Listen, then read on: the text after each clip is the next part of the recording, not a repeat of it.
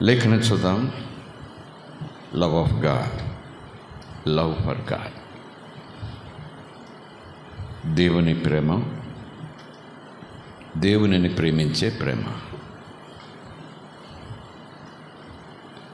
దానికి తగిన రుజువులు, సూచనలు మనం నేర్చుకుంటూ వస్తున్నాం. లేఖనాలు ఎప్పట్లాగనే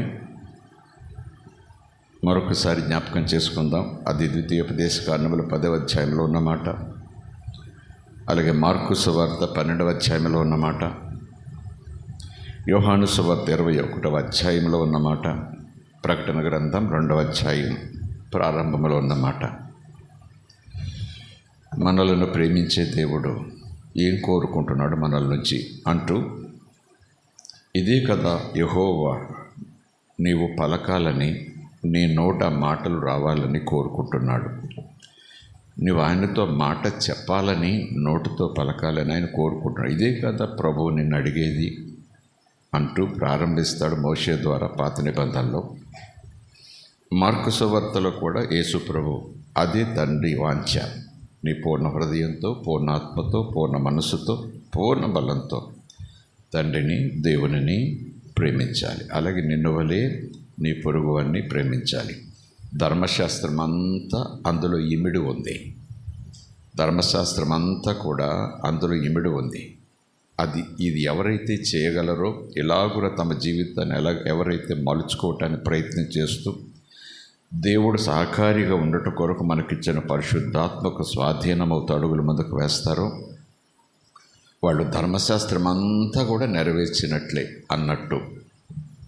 అదే మాట పేతురును యేసు అడుగుతాడు, నీవు నన్ను ప్రేమించుచున్నావా? నన్ను ప్రేమించేవారు నా తండ్రిని కూడా ప్రేమిస్తారు. నన్ను ప్రేమిస్తే నా తండ్రిని ప్రేమించినట్లే. నా తండ్రిని ప్రేమించేవారు నన్ను ప్రేమిస్తారు, నా మాటను కూడా ప్రేమిస్తారు అంటూ పేతురుని ఆ చివరి ఘడియలు అడుగుతాడు, నీవు నన్ను ప్రేమిస్తున్నావా? వీరి కంటే ఎక్కువగా ప్రేమిస్తున్నావా? నిజముగా నన్ను ప్రేమిస్తున్నావా అంటూ ఆ మాట తాను శరీరధారి అయి ఉన్న దినములలో మహిమలోనికి చేరుటకు ముందు, మహిమలోనికి చేరే ఆ మేఘం ఆయన మీదికి రాకముందు మరలా శిష్యులను బలపరుస్తూ, ధైర్యపరుస్తూ, వారి పిరికితనాన్ని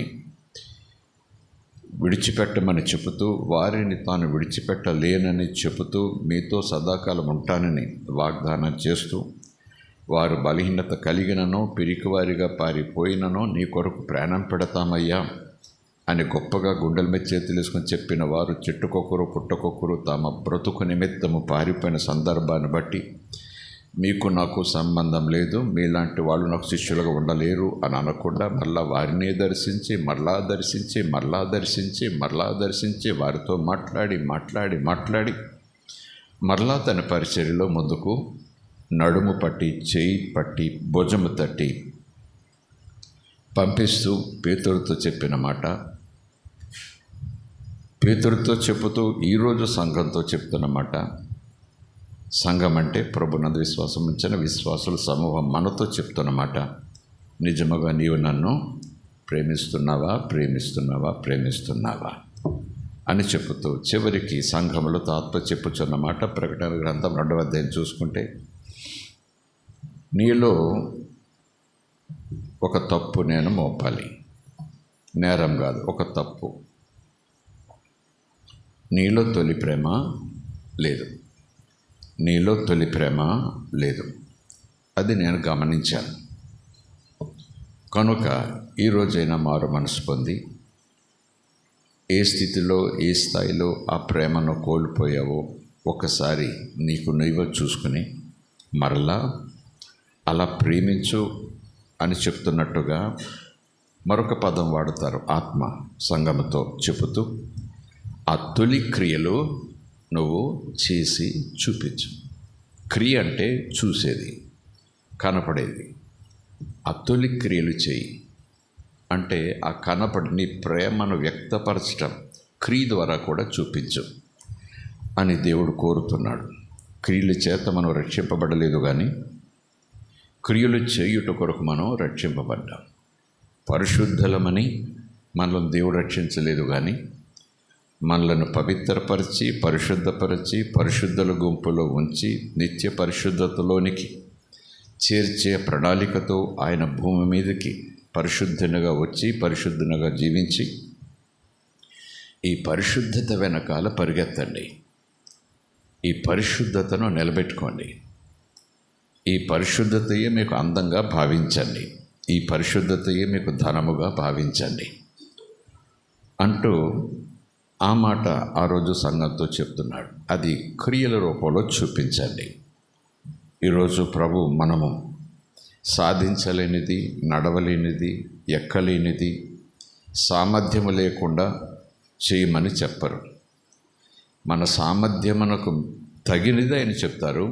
ఒకవేళ అది మన సామర్థ్యానికి మించినదైతే, మన శక్తికి మించినదైతే, మనం చేయటానికి బలము సరిపోదు, ఇది అసాధ్యము అనేదైతే దేవుడు అన్యాయస్తుడు కాదు, మహాజ్ఞాని. కనుక మనకు ఆ సామర్థ్యం ఇచ్చుటకు తానే మనకు సామర్థ్యమై ఆత్మస్వరూపిగా మనలోకి వచ్చేస్తున్నాడు. స్తోత్రం కలుగునుగాక. నాకు బలము లేదు, ఎలా చేయగలను? నాకు ఆ జ్ఞానం లేదు, ఎలా నిర్ణయాలు తీసుకోగలను? నాకు ఆ ఆసక్తి లేదు, ఎలా ముందుకు వెళ్ళగలను? నాకు దేవుడు అంటున్నాడు, ఆత్మీయంగా నువ్వు ఆశ కలిగి ఆకలి కలిగి ముందుకు సాగుతూ ఉన్న సందర్భంలో నీకేది చేత కావట్లేదో, ఏది లేదని నువ్వు గమనిస్తున్నావో, అది లేదు కనుక చేయలేకపోతున్నానని కాదు, కానీ నిన్ను లేనివానిగా నేను ఉంచాను. నేను నీకు అన్నీ కలగజేసి ఉన్నవానిగా నిన్ను చేసి నాలాగా నా రూపంలోనికి నేను మలుచుకొని చివరికి నా సన్నిధికి నిన్ను చేర్చుకుంటాను. రక్షించుటకు ప్రయాసపడింది ఆయనే, వెతుకుటకు ప్రయాసపడింది ఆయనే. వాకిలి దగ్గర నిలబడి ఇదిగో నీలోకి వస్తాను అంటూ మన హృదయం తెరిచే వరకు విసుగక, ఏ మాత్రము నిరీక్షణ కోల్పోక వేచి ఉండి మనము హృదయం తెరిచిన వెంటనే, ఆహ్వానించిన వెంటనే మనలోనికి వచ్చి ఆయన ఇంకా నా పని అయిపోయింది, ఇప్పుడు మీ పని అనలేదు. కానీ ఆయన మనలను తన దగ్గరికి తీసుకురావటానికి ఆయనే ప్రయాసపడ్డారు. మన వాకిలి దగ్గర నిలబడి మన తలుపు తెరిచే వరకు ఆయనే ప్రయాసపడ్డారు. మనలోకి వచ్చిన తర్వాత అమ్మయ్య ఇప్పుడు మీ పని అనలేదు. మనలో ఉండి కూడా మనలను నడిపిస్తూ మనలను తన రూపులోనికి మలుచుకోవటానికి ఆయన ఇంకనూ ప్రయాసపడుతున్నాడు. ఎంతవరకు ప్రయాసపడతావయ్యా యేసు? ఎప్పుడు ఈ ప్రయాసను మానుకుంటావు అనంటే, నీవు నన్ను చేరే వరకు, నా మహిమలోనికి నువ్వు చేరే వరకు, నా మహిమను నువ్వు చూసే వరకు, నా మహిమలో నువ్వు నేను ఉండే వరకు నేను నీలో ఉండి నిన్ను బలపరుస్తూ ప్రయాసపడుతూనే ఉంటాను. స్తోత్రం కలుగునుగా. I will go on. So ఆ ప్రేమ గురించి మనం మాట్లాడుకుంటూ ముందుకు వస్తున్నాం. దేవుడు తన ప్రేమను మాత్రమే కాదు, తాను దేవుడునని రుజువుపరుచుకున్నాడు. God proved himself that he existed. ఆయన ఉన్నాడని, ఆయన సృష్టిని చూస్తే ఆయన ఉన్నాడని మనకు తెలిసిపోతూ ఉంది. He proved through the creation that he is alive and he is existing and he is ever lasting. ఎప్పటికైనా ఉంటాడు అనేది ప్రూవ్ చేసుకుంటున్నాడు. రెండవది, ఆయనకు బలం ఉన్నదని కూడా ప్రూవ్ చేసుకుంటున్నాడు. పోషించగల సమర్థుడు, కాపాడగల సమర్థుడు, నడిపించగల సమర్థుడు, ప్రాణము పెట్టుటకు సమర్థుడు, ప్రాణము తీసుకొనుటకు సమర్థుడు. సమస్త సృష్టిని, ప్రతి చిన్న పెద్ద జీవ ప్రాణికోటిని అన్నిటినీ కూడా పోషించుచు సంరక్షించుచు యుగాంతము వరకు ఉండునట్లుగా ఆయన సమర్థుడు. అంత బలమైనకుంది కనుక ఆయన పోషించటం ద్వారా ఆయన సామర్థ్యాన్ని రుజువుపరుస్తున్నాడు. మూడవది, ఆయన స్వభావాన్ని కూడా రుజువుపరుస్తున్నాడు ఆయన క్రియల ద్వారా. ఆయన ప్రేమ, దయ, జాలి, కనికరము, ఓర్పు, సహనము, ఇది కూడా నేను కలిగి ఉన్నాను అంతే అని అనలేదు. కానీ ఆయన తన నేచర్ను కూడా తన క్రియల ద్వారా రుజువుపరుచుకుంటున్నాడు. తన మనస్తత్వాన్ని, తన తత్వాన్ని, దైవతత్వాన్ని, ఆత్మతత్వాన్ని, అసత్య వెలుగు జీవమనే తత్వాన్ని ఆయన ఏదో బోధ ద్వారా కాలక్షేపంగా కొన్ని వేదాంతపు మాటలు చెప్పి ఆ పిదప వెళ్ళరండి మీ కర్మ అనకుండా ఆయన మాత్రం తన తత్వాన్ని క్రియల ద్వారా ఎక్కడో కాదు మన జీవితాల్లో రుజువుపరుచుకుంటున్నాడు. చాలా సందర్భాల్లో రుజువుపరుచుకుంటున్నాడు. ఇంతకీ ప్రభా నువ్వు ఏమి చెప్పటానికి ప్రయత్నం చేస్తున్నావు అంటూ గత కొద్ది వారాలుగా మనం ఆలోచన చేస్తూ ఈ లేఖనాన్ని మనం ధ్యానించుకుంటూ వస్తున్నాం. సో నేను ఏ రీతిగా ఉనికి కలిగి ఉన్నానో మీరు కూడా నా పిల్లలుగా ఆ ఉనికి కలిగి ఉండండి. మీరు బ్రతుకు కాలమంతా నా పిల్లలుగా ఉనికి కలిగి ఉండండి.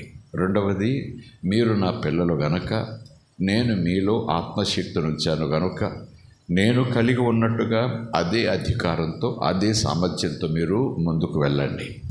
నా బలముతో నా శక్తితో నేను ఏమీ చేయలేను, కానీ నాలో ఉన్నవాడు బలవంతుడు గనక ఆయనను బట్టి, ఆయన బలమును బట్టి, ఆయన ఇస్తున్న అధికారాన్ని బట్టి, ఆయన నాకు ఇస్తున్న సామర్థ్యాన్ని బట్టి యేసులో నేను సమస్తము చేయగలను.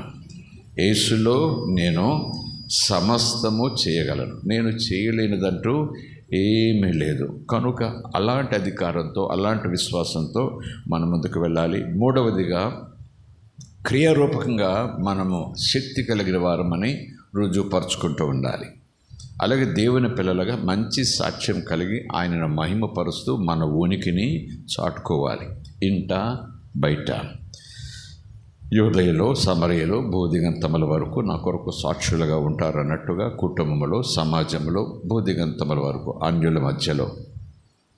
చివరికైనా స్వభావం, ప్రేమ గురించి మాట్లాడుకుంటున్నాం కనుక ఆ ప్రేమను కూడా మనము రుజువుపరచుకోవాలి. క్రియల ద్వారా, మాట ద్వారా, మన నిర్ణయాల ద్వారా, మన ప్రవర్తన ద్వారా.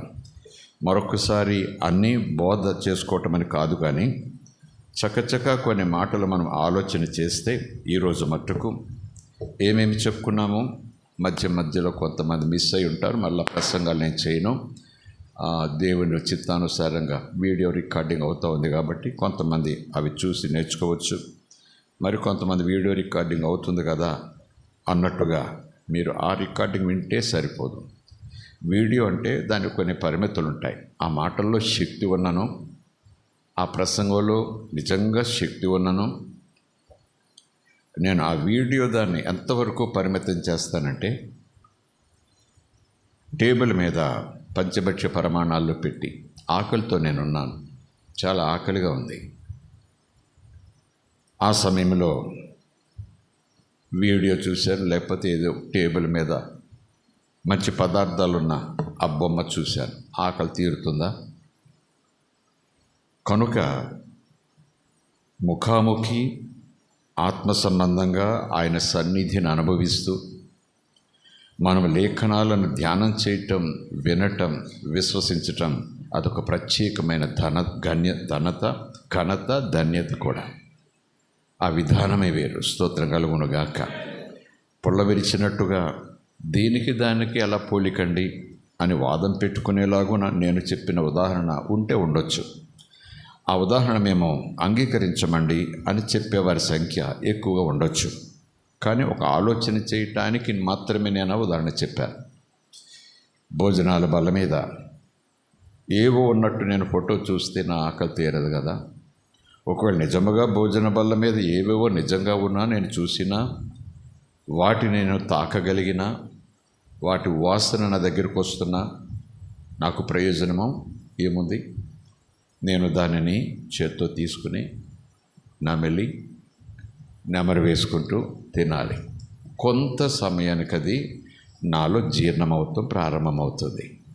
అది నాకు ఎనర్జీని ఇస్తుంది. లోక సంబంధమైన ఆహారం లోక సంబంధంలో జీవితాన్ని కొనసాగించడానికి ఆ బలం ఎనర్జీ అయితే, ఆత్మీయంగా అంతరంగ పురుషుని బలంతో మన శరీర బలమును కలుపుకుంటూ ముందుకు సాగటానికి ఈ వాక్యము శ్రద్ధగా వినట కూడా మనకు మంచిది. అంతరంగ పురుషుడు ఈ వాక్యం ద్వారానే బలపడతారు. స్తోత్రం కలుగునుగాక.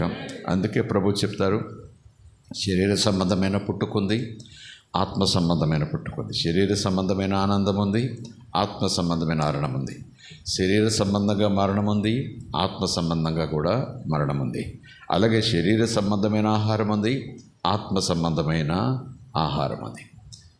శరీరం శాశ్వతం కాదు, ఆత్మ శాశ్వతం. శరీర సంబంధమైన నేను చెప్పినవన్నీ కూడా తాత్కాలికమే, కృత్రిమమే, కొంతకాలం అంటే కొంతకాలము పోయేవే. కానీ ఆత్మ సంబంధమైన ఆనందము, ఆకలి, బలము సమస్తం కూడా నిత్యము ఉండేవి. కనుక దేవుని నేను ప్రేమిస్తున్నాను, ప్రేమించాలని ప్రభు చెప్పారు. కనుక నేను అంటూ పాట, ప్రార్థన మాత్రమే కాకుండా వారిలో కొన్ని రుజువులు, వారి నడవడికలో కొన్ని రుజువులు, వారి దైనందిక జీవితంలో కొన్ని రుజువులు, దేవుని పిల్లల్లో ఆ విధానాలు కొట్టొచ్చినట్టు కనిపిస్తాయి. పోలికలు కొట్టొచ్చినట్టు కనిపిస్తాయి. కనపట్టలేదా నేను అన్నట్టుగా మా నాయన పోలిక నాలో ఉంది, మా అమ్మ పోలిక నాలో ఉంది, కొట్టొచ్చినట్టుగా కనపడుతుంది. అంతా ఆయన ప్రింటే అని లోకరీతిగా ఎలా చెప్పుకుంటాము, అలాగ ఆత్మీయంగా ఎందుకు కాకూడదు, అలాగ ఆత్మీయంగా ఉండుట ఎందుకు సాధ్యం కాదు? అలాగుని దేవుడు కూడా తన రూపులోనికి లేదా తన కుమారుని రూపులోనికి మనం మలచబడాలని ప్రయాసపడుతూ ఉన్నాడు. ఆ ప్రయాస వ్యర్థం కాకుండా మనలో తన ఆత్మ నుంచి ఆ ప్రయాసను కొంచెం సులువు చేస్తున్నాడు. కనుక మనం గత దినాల్లో మాట్లాడుకున్నాము. వరుసలోనే నేను జ్ఞాపకం చేస్తాను. ఆ వచనాలు చెప్పను కానీ ఆ ఉద్దేశాలు, ఆ ప్రత్యేకమైన అంశాలను ఒకదాని తర్వాత ఒకటి వరుసలోని చెప్పడానికి ప్రయత్నం చేస్తాను. అదే వరుసలోన అంటే వరుస కొంచెం తప్పినా పర్వాలేదు, కానీ ఆలోచనలు మాత్రం అలాగే ఉండాలి. దేవుణ్ణి ప్రేమించేవారు ఆయన ఉపదేశముల యందు ఆనందిస్తారు. ఒకవేళ ఆయన ఉపదేశము ఆశీర్వాదం అయితే ఆనందం, ఆయన ఉపదేశం ఒక దీవెనైతే ఆనందం, ఆయన ఉపదేశము నా సుఖముల గురించి అయితే ఆనందం, ఆయన ఉపదేశము నా భవిష్యత్తు భోగభాగ్యాల నిమిత్తమైతే అబో మహానందం. మరి ఆయన ఉపదేశం ఆజ్ఞ అయితే, ఆయన ఉపదేశం ఒక నియమం అయితే, ఒక కట్టడైతే, ఒక హద్దు అయితే, అప్పుడు కూడా మనం ఆయన ప్రేమించాలి, ఆయన ఆజ్ఞలను ప్రేమించాలి. అది రెండవ మాట. ఆయన ప్రేమించేవారు ఆయన అడుగులు అడుగు వేస్తారు. క్రీస్తు మన ముందు నడిచి వెళ్ళాడు, ఆయన అడుగు జాలలో మనము అడుగు వేసే నిమిత్తం. ఆయన ప్రేమించేవారు ఆయన కోసం సుఖములను మాత్రమే కాదు, ఆయన నామం పేరట వస్తున్న శ్రమలను కూడా ఏడుస్తూ సహిస్తారు. ఏడుస్తూ సహించటం వేరు, ఏడుస్తూ ఓచుకోవటం వేరు, ఆనందంతో ఓచుకోవటం వేరు. స్తోత్రం కలుగునుగాక.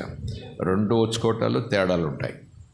మొదటిది కూడా కొంతవరకు సబువే, న్యాయబద్ధమే, సమంజసమే.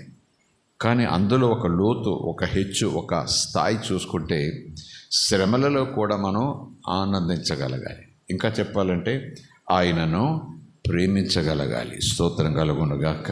హల్లెలూయా. నిజానికి దానికి తారస్థాయి పౌలు గారిని చూద్దామా, దానికి తారస్థాయి యేసుప్రభు మాదిరా. ఏమనుకున్నా ఒక భక్తుని గురించి ప్రభు రాయించారు, యోబు గురించి. యోబే మనకు బలమైన సాక్షి. భక్తుల శ్రమలలో దేవునిని వెంబడించారు, భక్తుల శ్రమలలో దేవునిని ఆస్వాదించారు, ఆరాధించారు అనేది మనకు అనేక రుజువుల ద్వారా తెలుస్తూ ఉంది. కనుక ప్రభువుని ప్రేమించే వారు ఉపదేశాలు ఎంత ఆనందిస్తారు, ఆజ్ఞలను స్వీకరిస్తారు, ఆయన అడుగులు అడుగు వేస్తారు, ఆయన కొరకు శ్రమలను కూడా సంతోషంగా సహిస్తారు. ఆయన ప్రేమించేవారు తమకిష్టమైనట్లు నడుచుకోరు, ఆయనకిష్టమైనట్లు నడుచుకుంటారు.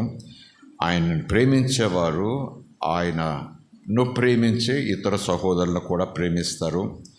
ఆయన ప్రేమించేవారు కేవలం మాట మాత్రము కాకుండా క్రియతోనూ సత్యముతోనూ ప్రేమను వ్యక్తపరుస్తారు. ఎందుకంటే యేసు ప్రభు కూడా చెప్పారు, నేను నిన్ను ప్రేమిస్తున్నాను, మిమ్మల్ని ప్రేమించానని మాట మాత్రంతో కాదు అని శిష్యులతో అంటాడు. ఆ ప్రేమను మీకు చూపించాను, ఆ ప్రేమను నా క్రియల ద్వారా, నేను మీతో కలిసి ఉండే విధానం ద్వారా నేను రుజువుపరిచాను. అలాగే మీరు కూడా అందరూ ఒక్కటై ఉండండి, ఒకరినొకరు ప్రేమించుకోండి, తండ్రి నేను ఒక్కటై ఉన్నట్లు అంటూ. అలాగున ప్రభువుని ప్రేమించేవారు క్రియలోనూ సత్యముతోనూ ఆ ప్రేమను రుజువుపరుస్తారు, వ్యక్తపరుస్తారు. దేవుణ్ణి ప్రేమించేవారు, యేసుని ప్రేమించేవారు ఆయనను ఎల్లప్పుడూ మహిమపరచడానికి ఇష్టపడతారు. ఇంట బయట అవమానం వచ్చుచున్ననో కూడా అది సన్మానముగా భావించి మంచి సాక్ష్యాన్ని కొనసాగిస్తారు. ప్రభువును ప్రేమించేవారు ఆయనను ఒప్పుకుంటారు, ఆయనను ఎరుగుదమని చెప్పుకుంటారు. అవును, ఆయన సంబంధులు మేము, ఆయనతోటే మాకు సహవాసం అని ధైర్యంగా ఒప్పుకుంటారు. మరొకలా చెప్పాలంటే ఆయన నామమును పలకటానికి సిగ్గుపడరు. ఆయన పిల్లలు ఆయనను తండ్రిగా చెప్పుకోవటానికి బిడియపడరు. స్తోత్రం కలుగునుగాక.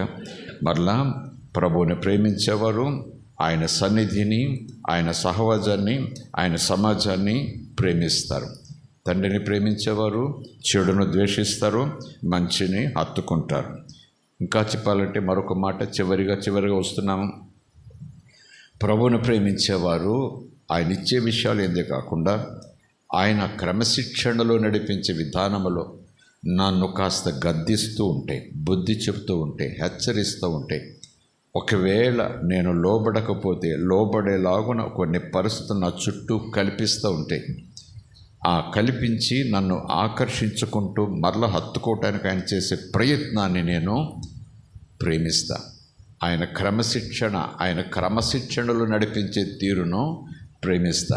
లేదా ఆయన క్రమశిక్షణను నేను కోరుకుంటా. ఆయన గద్దింపు యందు నేను ఆనందిస్తా. ఆయన గద్దించకపోతే నేను మార్గం తప్పిపోతా. ఆయన గద్దించకపోతే నేను మూర్ఖుడినైపోతా. ఆయన గద్దించకపోతే నా ఇష్టం అంటూ ముందుకెళ్ళిపోతా. ఆయన గద్దించకపోతే మరణములోనికి నేను జారిపోతా. ఆయన నన్ను గద్దించాలి. ఎందుకంటే ఆ గద్దింపులు నేను ద్వేషాన్ని చూడను, ఆ గద్దింపులు నేను ప్రేమను చూస్తా. స్తోత్రం కలుగునుగాక. ఆయన గద్దించినా, హెచ్చరించినా, బుద్ధి చెప్పే రీతిలో కొన్ని పరిస్థితులు నా చుట్టూ ఆయనే అనుమతించినా, ఆయనే సృష్టించినా నేను దుఃఖపడను, దేవుని మీద సనగను. ఎందుకు ఇలా చేసామని అస్సలు ప్రశ్న వేయను. ఆ పరిస్థితులను బట్టి దేవా నువ్వు నేర్పించే పాఠం నేను నేర్చుకుంటాను. ఇదిగో నా జీవితం, ఆపాదమస్తకం నీకే అంకితం. స్తోత్రం కలుగునుగాక. సో అలాగుని చెప్పుకుంటూ ఈ అంశము అయిపోతుంది. ఇక చెప్పుకునేది ఏమీ లేదు కాదు, కానీ ఇంకా చాలా విషయాలు ఉంటాయి. అయినా చాలా వారాలని చాలా చెప్పుకుంటూ ఒక్కొక్క అంశాన్ని మాట్లాడుకుంటూ మన జీవితాన్ని ప్రభు దగ్గరికి వెళ్ళేలాగున దేవుడు మార్గం సరళం చేస్తుండగా అంతకంతకు దారి చేసుకుంటూ ఆయన ముందుకు వెళ్తామంటే దారి చూసుకుంటూ ఆయన వెంబడిస్తూ ఉండే ప్రయత్నంలో ఈ స్టడీకి ఈ రోజుకి చివరి మాటగా అనుకోవటానికి ప్రయత్నించేద్దాం. ఆ చివరి మాటలోనే దాదాపు 7 అంశాలు ఉన్నాయి. 7 మాటలుగా ఉన్నాయి. 7 కూడా తీవ్రమైన మాటలు, పదునైన మాటలు. ఇంతకుముందు చెప్పినవి ఎంత బలమైనవో, ఎంత శ్రేష్టమైనవో, ఎంత ఉత్తమమైనవో, ఎంత ఘనమైనవో, ఆచరింపతగినవో వాటన్నిటిని ఒక చోటకి సమకూర్చి ఒక మాటగా, ఒక వచనంగా మనం తీసుకున్న వాటన్నిటికంటే చాలా పదునైనది, చాలా పదునైనది, చాలా ఉన్నతమైనది, ఉత్తమమైనది. అదేమనంటే ఈ మాటను ఈ రీతిగా నేను చెప్పడానికి ప్రయత్నం చేస్తాను. దేవుణ్ణి ప్రేమించే వారిలో ఈ రుజువులు ఉంటాయి. మెరిసేదంతా బంగారం కాదు అన్నట్టుగా ఇదిగో బంగారం అంటే ఈ రుజువు. తెల్లనివన్నీ పాలు అనుకోకూడదు. పాలు అవ్వాలంటే ఇదిగో రుజువు. తీపంతా తేనె కాదు, తేనె అయితే ఇదిగో తీపి, ఇలాగా అన్నట్టుగానే దేవుని పిల్లలు కరెక్టే, కానీ వాళ్ళు దేవుని పిల్లలు కాదు అంటూ కాకుండా పోరు. నువ్వు దేవుని బిడ్డవు కాదు, నేను ఒప్పుకోను అని లోకం అంటే నాకేం భయం లేదు. కానీ నేను చూసుకోవాల్సింది ఏంటంటే, నేను దేవుని బిడ్డను కనుక, దేవుడు నన్ను బిడ్డగా చేసుకున్నాడు కనుక, ఆయన కడుపున పుట్టిన వాడిని మించి నన్ను చూసుకుంటున్నాడు కనుక, ఆయన కోరుకునే పోలిక నాలో ఉండేలాగా చూసుకుంటా. ఆ పోలికలోనికి నేను వస్తా. ఆ పోలికలోనికి ఆయన తెచ్చుకున్నట్టు ఒకవేళ నన్ను చెక్కవలసి వస్తే అలాగూ ఆయన చేత మలచబడటానికి ఇష్టపడతా అంటూ ఈ పాఠాలు అంటూ నేర్చుకుని వచ్చాం. సో దేవుని ప్రేమించేవారు ఈ విషయంలో జాగ్రత్తగా ఉండాలి. ఈ విషయంలో జాగ్రత్తలు, ముందు చెప్పినవన్నీ జాగ్రత్తలు కూడా అనుకోవచ్చు. ఆయన ప్రేమిస్తారు, ఆయన ఆజ్ఞలు ప్రేమించాలి, ఆయన మాటలు ప్రేమించాలి, ఆయన మార్గాన్ని ప్రేమించాలి అన్నట్టుగా ఉన్నా ఈ జాగ్రత్తలు అనేది ఒక తీవ్రమైన అంశంలాగా ఒక ప్రక్కకు నేను సమకూర్చాను. అది ఎవరికైనా అది సముచితమే అనిపిస్తుంది. ఆ 7 మాటలు మాట వరుసకే మీ ముందు చెప్పడానికి నేను ప్రయత్నం చేస్తాను. పరిశుద్ధాత్మ గురించి అపొస్తలుడైన పౌలు చెబుతున్న మాట 7 మాటలు. 7 మాటలకు రెఫరెన్సులు కూడా ఉంటాయి. రెఫరెన్స్ లేకుండా మాట వరుసకు ఆధ్యాత్మిక పాఠాలుగా చెప్పుకుపోతే అవి వినటానికి బాగుంటాయి, కొంతవరకు ఆత్మీయంగా ఉండటానికి మనకు బలమును ఇవ్వచ్చు. కానీ దేవుని లేఖనాన్ని లేఖనంగా మనం స్వీకరిస్తే అందులో నుంచి వచ్చే బలమే వేరు. మనుషుల మాటలు కొంతవరకే లేవనెత్తుతాయి, మనుషుల మాటలు కొంతవరకే బలపరుస్తాయి. కానీ ఆయన వాక్కు పడిన వారిని లేవనెత్తటమే కాదు, బండ మీద నిలబెడతాయి. స్తోత్రం కలుగునుగాక. బాగు చేసేస్తాయి అనటంలో ఏమాత్రం సందేహం లేదు. మీకు తెలిసిన మాటలే. జాగ్రత్తగా ఉండాలి. నీవు, నేను, మనము అనే మాటల్లో మొదటి మాట పరిశుద్ధాత్మను దుఃఖపరచకండి. దేవుణ్ణి ప్రేమించేవారు తండ్రి, కుమార, ఆత్మ. దేవునిని ప్రేమించేవారు తండ్రి, కుమార, ఆత్మ ఒక్కరే. దేవుణ్ణి ప్రేమించేవారు తండ్రిని ప్రేమించేవారు క్రీస్తుని ప్రేమిస్తారు, క్రీస్తుని ప్రేమించేవారు ఆత్మను ప్రేమిస్తారు. ప్రైజ్ ది లార్డ్, హల్లెలూయా. తండ్రి, కుమార, ఆత్మ ఒక్కరే. కనుక పరిశుద్ధాత్మను దుఃఖపరచకండి అని పౌలు అన్నమాట, సంఘంతో అన్నమాట. పరిశుద్ధాత్మను మనం దుఃఖపరచకూడదు. ఏ సందర్భంలో అన్నారో ఒక్క మాటగానే చూడటానికి ముందు ఆ 7 మాటలు ఉదాహరణగా లేదా ఒక ఆజ్ఞల మాదిరిగానో హెచ్చరికల మాదిరిగానో వరుసల్లో మీకు జ్ఞాపకం చేసేస్తా. ఒకటి, పరిశుద్ధాత్మను దుఃఖపరచకండి. రెండవది, పరిశుద్ధాత్మను ఆర్పివేయకండి. పరిశుద్ధాత్మను ఎదిరించకండి. పరిశుద్ధాత్మను దూషించకండి. పరిశుద్ధాత్మకు అబద్ధం చెప్పకండి. పరిశుద్ధాత్మను వెక్కిరించకండి. ఇవి వచనాల్లో కనపడేవి. దేవునికి వ్యతిరేకంగా సనగొద్దు, ఇంకా ఏమేమో ఉంటే ఉండొచ్చు. కానీ 7 మాటలుగా ఒక చోటకి ఒక సందేశాన్ని సమకూర్చుకుంటే దేవుని సంఘం, దేవుని పిల్లలు ఇలా ఉండాలి, దేవుని ప్రేమించేవారు ఇలా ఉంటారు, దేవుని ప్రేమించేవారు ఇలా ఉంటారు అంటూ ఒక లైన్లో ఒక గ్రూప్లోకి వచ్చాను. సో చివరి మాటగా ఈరోజు మీరు, నేను ప్రభువుల ముందుకు సాగినంతకాలం ఈ విషయంలో కూడా బహు జాగ్రత్త. ఎందుకంటే ఆయన దేవుడు, పరిశుద్ధాత్మ దేవుడు. ఆయనకు హృదయం ఉంది, ఆయనకు ఫీలింగ్స్ అంటే ఆయనకు ఆ ఉద్రేకాలు ఉంటాయి. ఇష్టం లేకపోవటం, కోపం, సంతోషం, ఆనందం, సహించుకోవటం, క్షమించటం, చూడటం. ఆయనకన్నీ మనలాగే కాదు, ఆయనలాగే మనల్ని చేశాడు. శరీరీతిగా లేకపోయినా, రక్తమాంసాలతో లేకపోయినా ఆయన మనలను ఆత్మలో, మనస్సులో తన పోలికగా చేశాడనటంలో మనకు ఒక మనసు ఇచ్చాడు, మనకు ఒక స్వేచ్ఛనిచ్చాడు. మనలను మెటీరియల్గా, పదార్థాలుగా, చెట్లు చేమలుగా, పురుగుల్లాగా ఉంచలేదు. మనకు కూడా ఆ ఫీలింగ్స్ ఇచ్చాడు.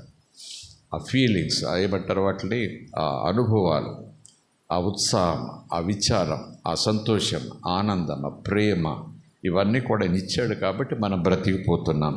లేకపోతే చెట్టుకి చేమకు ఏముందో మనం కూడా అలాగ జడ పదార్థాలుగా ఉండిపోతాం, కదలని పదార్థాలుగా ఉండిపోతాం, లేదా కదిలే పదార్థాలుగా ఉండిపోతాం, లేదా కదిలే ప్రాణులుగా, పురుగులుగా ఉండిపోతాం.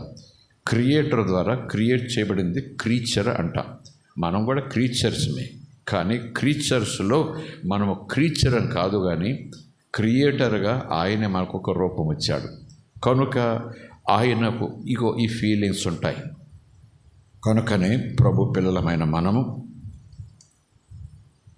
ఈ విషయంలో మెలకుగా ఉండాలి, ఈ విషయంలో బహుజాగ్రత్తగా ఉండాలి. మొదటి మాట చెప్పండి, మీ జ్ఞాపకం అన్నట్టుగా ఆయనను దుఃఖపరచకండి అంటే దుఃఖపడతాడు. ఆయనను ఆర్పివేయకండి. అభిషేకం అనండి, ఆయన ఇచ్చే ఉత్సాహాన్ని అనండి, ఆయన నడిపించే విధానాన్ని అనండి. అలాగున వాటిని ఆర్పివేసుకోవద్దు. మూడవది, ఆయనను ఎదిరించొద్దు. Don't resist the Holy Spirit. Holy Spirit is none but God himself. ఆయన దేవుడు, ఆయనే దేవుడు.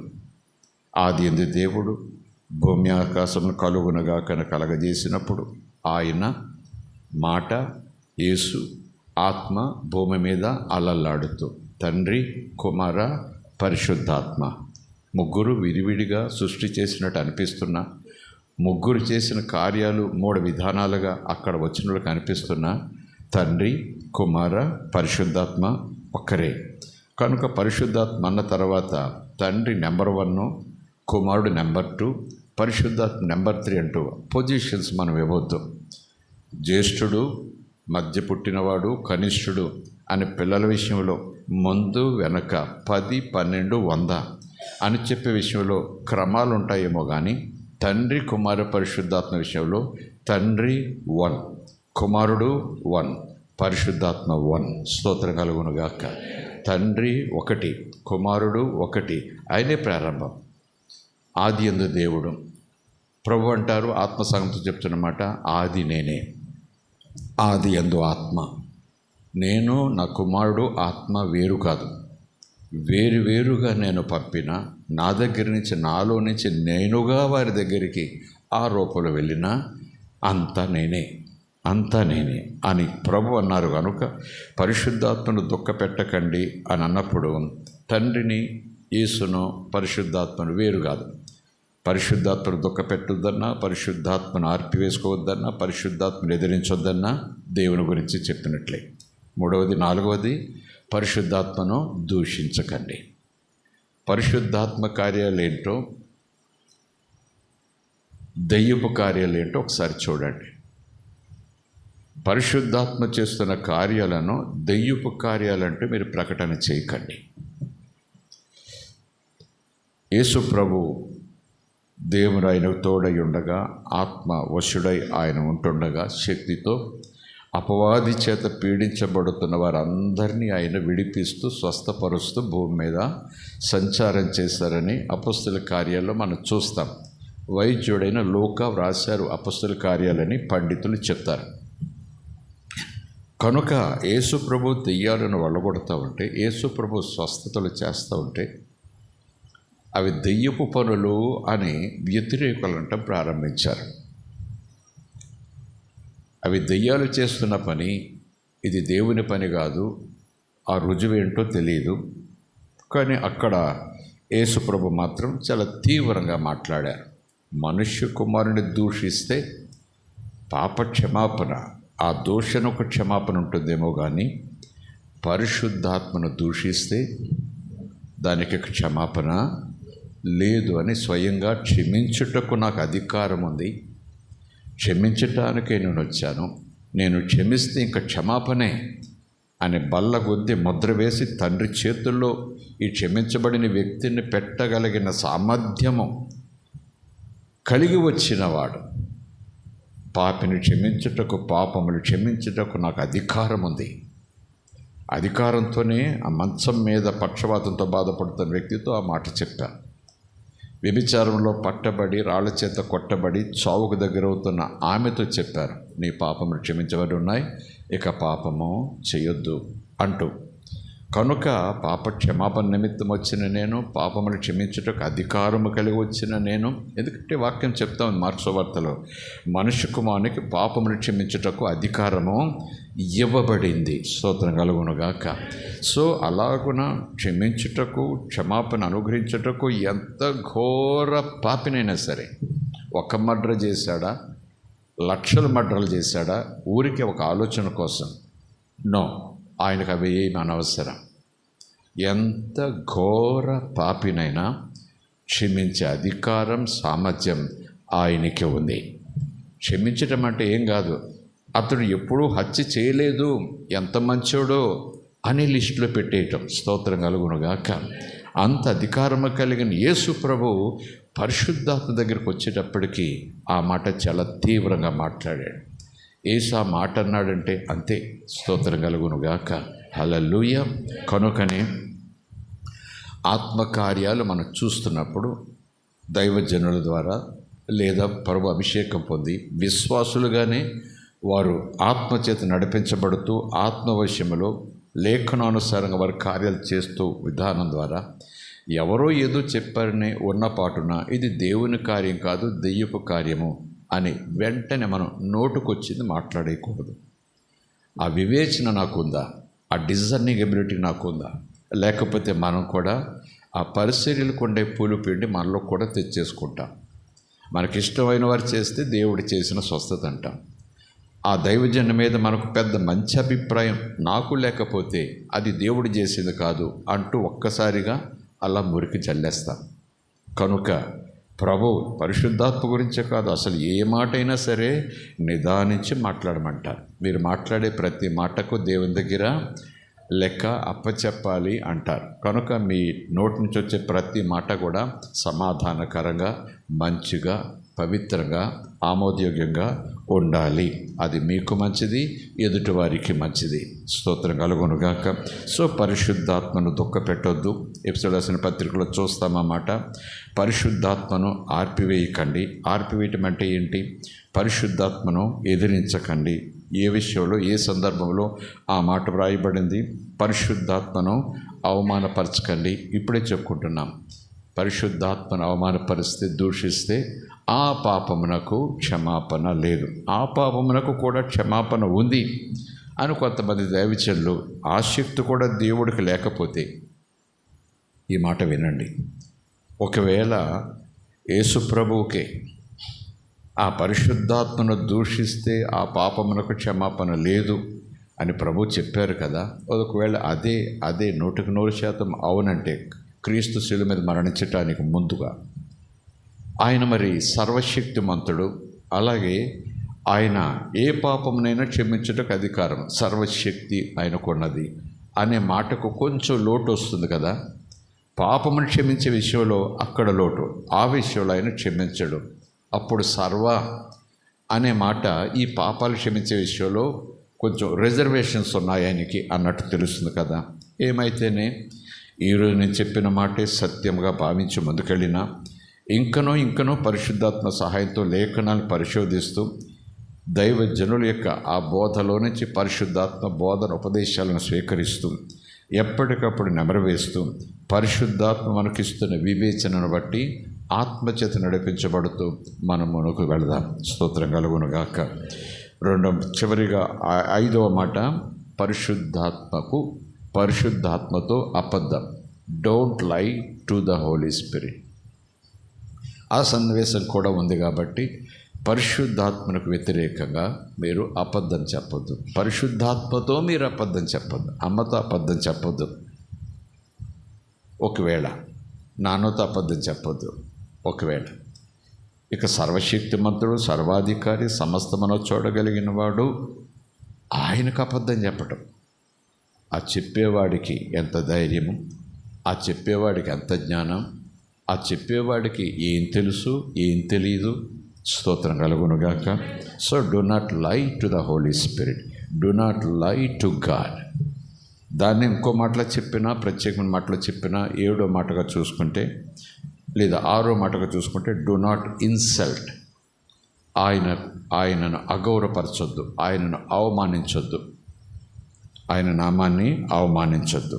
చివరిగా చూసుకుంటే దేవుడు వెక్కిరించబడడు. ఆయనను వెక్కిరించినట్టుగా మనం ఉండకూడదు.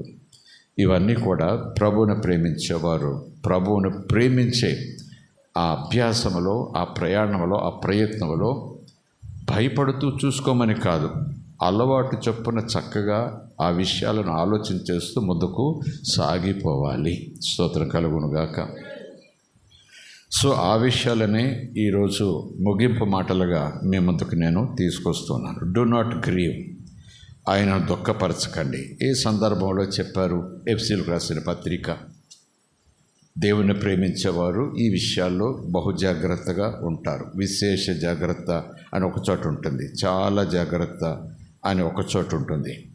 కనుక దేవుని పిల్లలు, దేవుని ప్రేమించేవారు ఈ విషయాల్లో జాగ్రత్త. ఎఫెసీయులకు రాసిన పత్రిక కదా, 4వ అధ్యాయం కదా, 30వ వచనం అనుకుంటాను. చూడండి.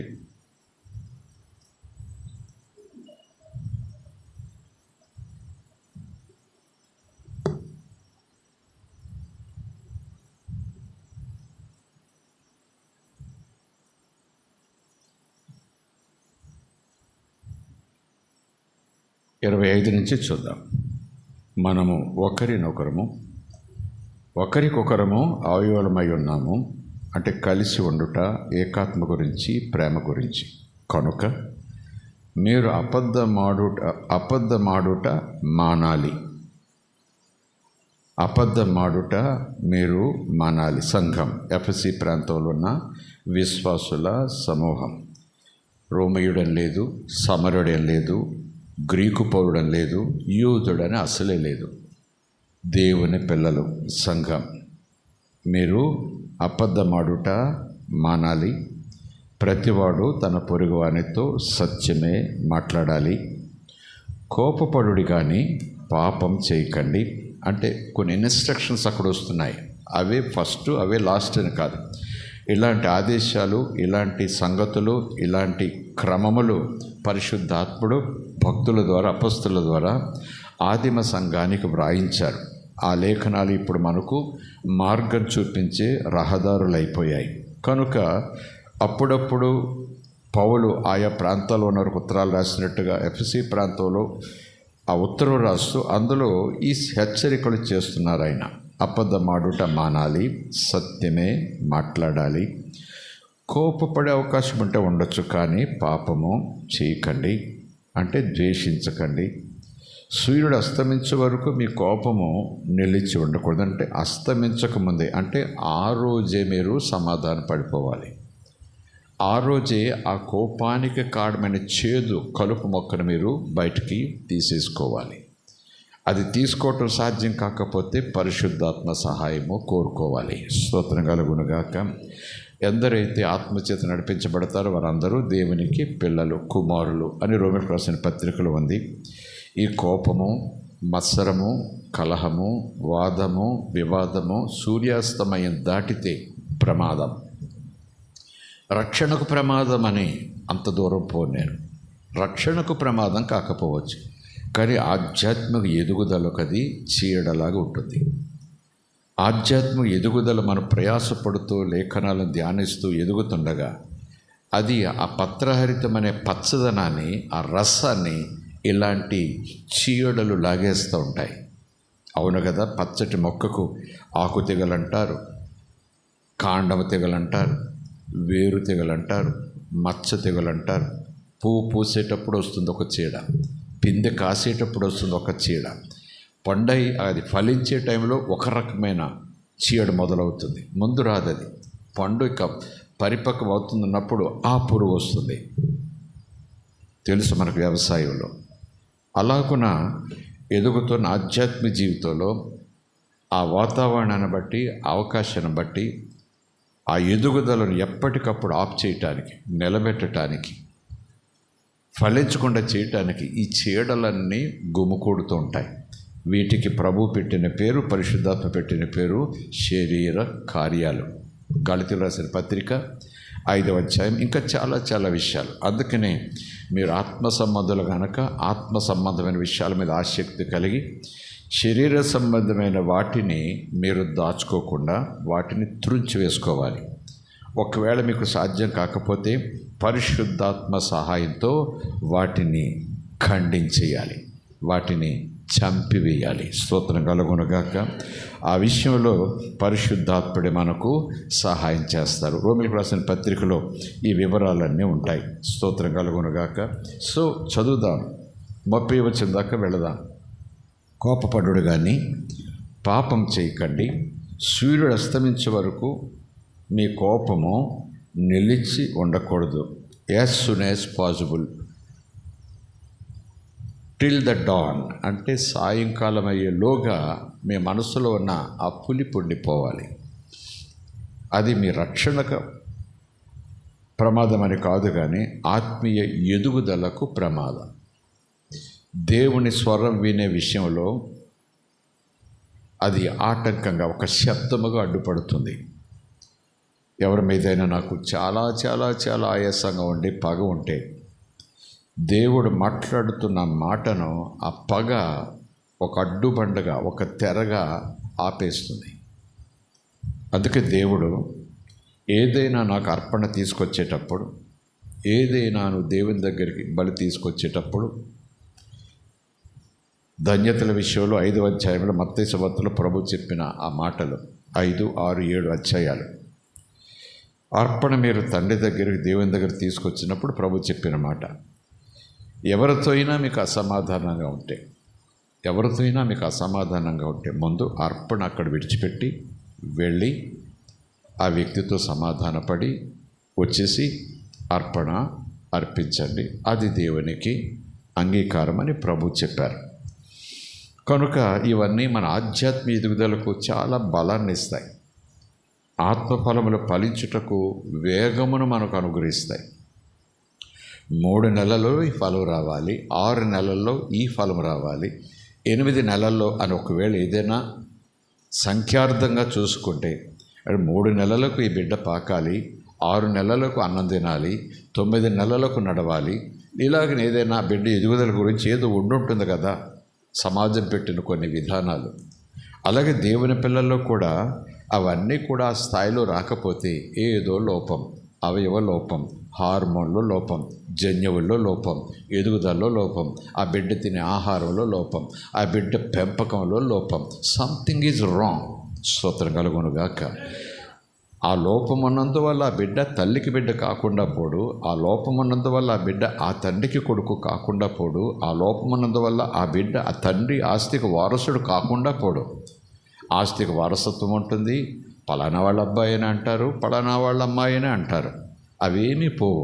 ఒకవేళ రక్షణతో మనం దాన్ని పోల్చుకుంటే తండ్రికి పిల్లలం కాకుండా పోము, తండ్రి ఆశీర్వాదాలకు స్వాస్థ్యానికి వారసులుగా మనం తప్పిపోము. చెప్పుకున్న దేవుని పిల్లలు, తండ్రి కూడా నా కుమారుడా నా కుమార్తె అంటూనే ఉంటాడు. కానీ ఆ లోపం, ఆ బలహీనత నా ఎదుగుదలను ఆపుతుంది. ఆ బలహీనత ఇంకా నన్ను బలహీనపరుస్తుంది. దేవుడు చూడాలనుకుంటున్న పరిపూర్ణతలోనికి నేను ఎదిగే విషయంలో నాకు నేనే ఆటంకం కలుగజేసుకున్నవాడిని అవుతాను. కనుక ప్రభు అంటాడు, మీరు ఎదగాలి, మీరు కొనసాగాలి, ఏ స్వరూపులోనికి మీరు మలచబడాలి. మీ సామర్థ్యంతో మీరు చేయాల్సిన మీరు చేయాలి, నా సామర్థ్యంతో నేను సహాయం చేస్తా. స్తోత్రం కలుగునుగాక. గతంలో ఒక సందర్భంలో చెప్పినట్టు గుర్తు, ఆ మాటలు ఇప్పుడు జ్ఞాపకం చేసుకోవటం సమంజసమా కాదా అనేది ఒక ప్రక్కకు పెడదాం. మీ మాట, మీ ఆలోచన ఎలాగున్నా ఈరోజు ఈ మాటకు మీరు మనసు తెరవండి. మనము రక్షణ పొందిన సందర్భంలో మన ప్రమేయం ఏమీ లేదు, అంత దేవుడే చేశాడు. అవును కదా, అంత దేవుడే చేశాడు. రక్షింపబడక ముందు మన రక్షణ నిమిత్తం ఆయన అంతా చేశాడు. He has done it completely fully. స్తోత్రం కలుగునుగాక. ఒకవేళ మన పాత్ర ఏదైనా ఉంది అనుకుంటే ఆయనను నమ్మటం, నమ్మి బాప్తిస్మం పొందటం, ఆ రెండే. అలాగున మనము రక్షింపబడ్డాం. స్తోత్రం కలుగునుగాక. సో రక్షించబడుటకు, సాల్వేషన్ పొందుటకు, నిత్య జీవాన్ని సంపాదించుకున్నటకు మన ప్రమేయం లేదు, అంత దేవునిదే పాత్ర. రక్షించిన తర్వాత నా పాత్ర, దేవుని పాత్ర రెండూ కలగలిపి ఉంటాయి రక్షణల ముందుకు సాగేటప్పుడు. ఆ తర్వాత మహిమలోనికి చేరే పాత్ర, ఆకర్షించుకునే మధ్యాకాశంలో ఆకర్షించుకునే ఆ పాత్ర, ఆ రోల్ ఎవరిది? పూర్తిగా దేవునిది. ఫస్ట్ అండ్ ద లాస్ట్ దేవునిదే. కానీ మధ్యలో మాత్రం మనం ఒంటరిగా ఏం చేయలేం. ఆయన తెలుసు మన బలహీనులం. లేఖన ప్రకారం చూస్తే ఆవిరి వంటి, పొగ వంటి, గడ్డి పరక వంటి 60, 80 ఇంకా దేవుడు ఆయుష్కాలం ఇస్తే ఎంత భయం, పిరికితనం, దిగులు, కృంగిపోవటం, బెంగ, వీటన్నిటి గురించి ఎప్పటికప్పుడు దేవుడు ఓదార్పు మాటలు చెప్తూ వచ్చాడు. కనుక ఈ భూమి మీద శరీరంలో ఆత్మ సంబంధంగా బ్రతకాలంటే మొదటగా అడ్డొచ్చేది శరీరమే, ఆ తర్వాత అడ్డొచ్చేది లోకమే. లోకంలో ఉన్న శరీర సంబంధమైన విషయాలే ఈ శరీరాన్ని ఆకర్షించుకుంటూ, లాగుతూ, అధపాతాళాన్ని తీసుకుపోయి ఉచ్చులు పన్నుతూనే ఉంటాయి. కనుక మనము ఆత్మవశ్యములో లేకపోతే శరీర సంబంధులైన ఉన్నాను, శరీరంతో ఉన్నాను. మనలో ఉన్న ఆత్మ ఎప్పుడు బలంగా ఉండాలంటే, ఆత్మ దేవుని స్వాధీనంలో ఉండాలంటే, దేవుని తాత్పర్యంతో మన మానవాత్మ ముందుకు వెళ్ళాలంటే మనకు దేవుని ఆత్మ సహాయం కావాలి. ఆయన పై నుండి నడిపించగలడు. పాత నిబంధన ప్రకారం ఆయన వచ్చేవారు, వెళ్ళేవారు. ఆత్మ నా మీదకి రాగా నేను ఆత్మవశుడై ఉండగా ఇలాగున ప్రవచనం, ఇలాగున చచ్చిన వాని వలె దేవుని ఆత్మ అతనిని విడిచిపోయాను. కనుక వచ్చిపోయేవారు దేవుడు, నిలిచి ప్రవచనాలు చెప్పించేవారు దేవుడు, నిలిచి రక్షణ చూపించేవారు దేవుడు. కానీ దేవుని యొక్క కృప, యేసు రక్తం చేత కడగబడ్డాం. అది పశువుల రక్తం కాదు, కోడెల రక్తం కాదు, పక్షుల గువ్వల రక్తం కాదు, శ్రేష్టమైన పవిత్రమైన దేవుని రక్తం. యేసు రక్తం చేత మనం పవిత్రపరచబడ్డాం. ధర్మశాస్త్రం ప్రకారము ఆ ఆలయపు విధానాల ద్వారా, బలుల ద్వారా మనము పరిశుద్ధులం కాలేదు. ఒకవేళ ఆ ధర్మశాస్త్ర ప్రకారమో దేవుని చిత్తానుసారంగానో ఆ సమయాన్ని బట్టి, పరిస్థితిని బట్టి వీరు ప్రార్థించగా, ఉపవాసం ఉండగా, మొరపెట్టగా ఆయనే తన ప్రత్యక్షని బట్టి ఆయనకు కూడా ఆత్మగా ప్రవక్తల మీదకి వచ్చేవాడు, ప్రవచనాలు పలికించేవాడు. ఓకే, ఇప్పుడు మనం కృపాకాలంలో ఉన్నాం. అంచె దినములలో అందరి మీద నా ఆత్మను కుమ్మరించటమే కాదు, అందరిలోనికి ఆత్మను పంపిస్తా. స్తోత్రం కలుగునుగాక. ఆత్మ చేత మీరు నింపబడాలి అంటాడు. పాత్ర ఉంది, బయట ఒక ద్రవం ఉంది, ఒక పదార్థం ఉంది అనుకుందాం. పరిశుద్ధాత్మ పదార్థం కాదు, అది జ్ఞాపకం చేసుకోండి. సూచన. పాత్ర ఉంది, బయట ఒక పదార్థం ఉంది, నింపబడుట. ఆ పదార్థం గ్లాసు దగ్గరికి రావచ్చు, గ్లాసు పైకి రావచ్చు, ఈ ప్రక్కకు రావచ్చు, ఆ గ్లాసు చుట్టూ అలిమేసుకోవచ్చు, ఆ గ్లాసును కనపడకుండా చేసేచ్చే పదార్థం. నింపబడండి అనే దానికి అర్థం ఏంటి? ఈ పక్క పైన కింద చుట్టూన కనపడకుండా చేసేయటమా? కావచ్చు. కానీ మీరు పరిశుద్ధాత్మ చేత నింపబడండి. పరిశుద్ధాత్మ చేత నింపబడే ఆ మాటను పౌలు మరొక ఉదాహరణతో పోలుస్తాడు. అది కాస్త అభ్యంతరకరంగా ఉండొచ్చు. ఏంటా మాట అంటే, మీరు ద్రాక్షరసముతో మత్తులై ఉండక, ఏమంటాడు? ద్రాక్షరసం కూడా అతిగా సేవిస్తే అది వైన్గా మారి ఆ మత్తును కలగజేస్తుంది. సో ద్రాక్షరసముతో మీరు మత్తులై అంటే ఎంత నింపబడితే మన స్వాధీనంలో మనం ఉండము. అలాగని మీరు ద్రాక్షరసము చేత మీరు మత్తులై ఉండక, దీంతో పరిశుద్ధాత్మ చేత నింపబడి ఆ మత్తులోకి వెళ్ళండి. ఆ పరిశుద్ధాత్మ చేత మీరు నింపబడినప్పుడు మాట్లాడేది మీరు కాదు, పరిశుద్ధాత్ముడే. స్తోత్రం కలుగునుగాక. హల్లెలూయా. దేవుని మనకి స్తోత్రం. కనుక ద్రాక్షరసపు పాత్ర నిండుగా నా ప్రక్కనున్నా, నా వెనకున్నా, నా పైనున్నా, నా చుట్టూ ఆవరించున్నా, ఆ ద్రాక్షరసంలో నేను కూర్చున్నా, ఆ ద్రాక్షరసంలో నేను ముక్కు మూసుకుని మునిగి ఉన్నా, అది నింపబడినట్టు కాదు. అది నాకు ఏ మత్తు కలగజేయదు. అవును కదా? కుడి పక్కన ద్రాక్షరసం ఉన్నా, ఎడ ప్రక్కన ద్రాక్షరసం ఉన్నా అనుకుందాం. లేదా ద్రాక్షరసములో నేను ఒక 5 నిమిషాలు అలాగ నీటిలో మునిగినట్టు పూర్తిగా మునిగిపోయినా అది నింపబడుట కాదు. నో, నాలోనికి రావాలి.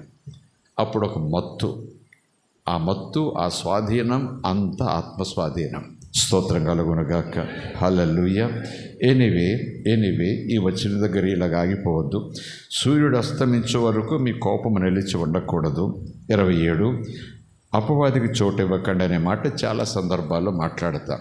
ఆ మాట ఎవరు చెప్పారు, ఎవరికి చెప్పారు?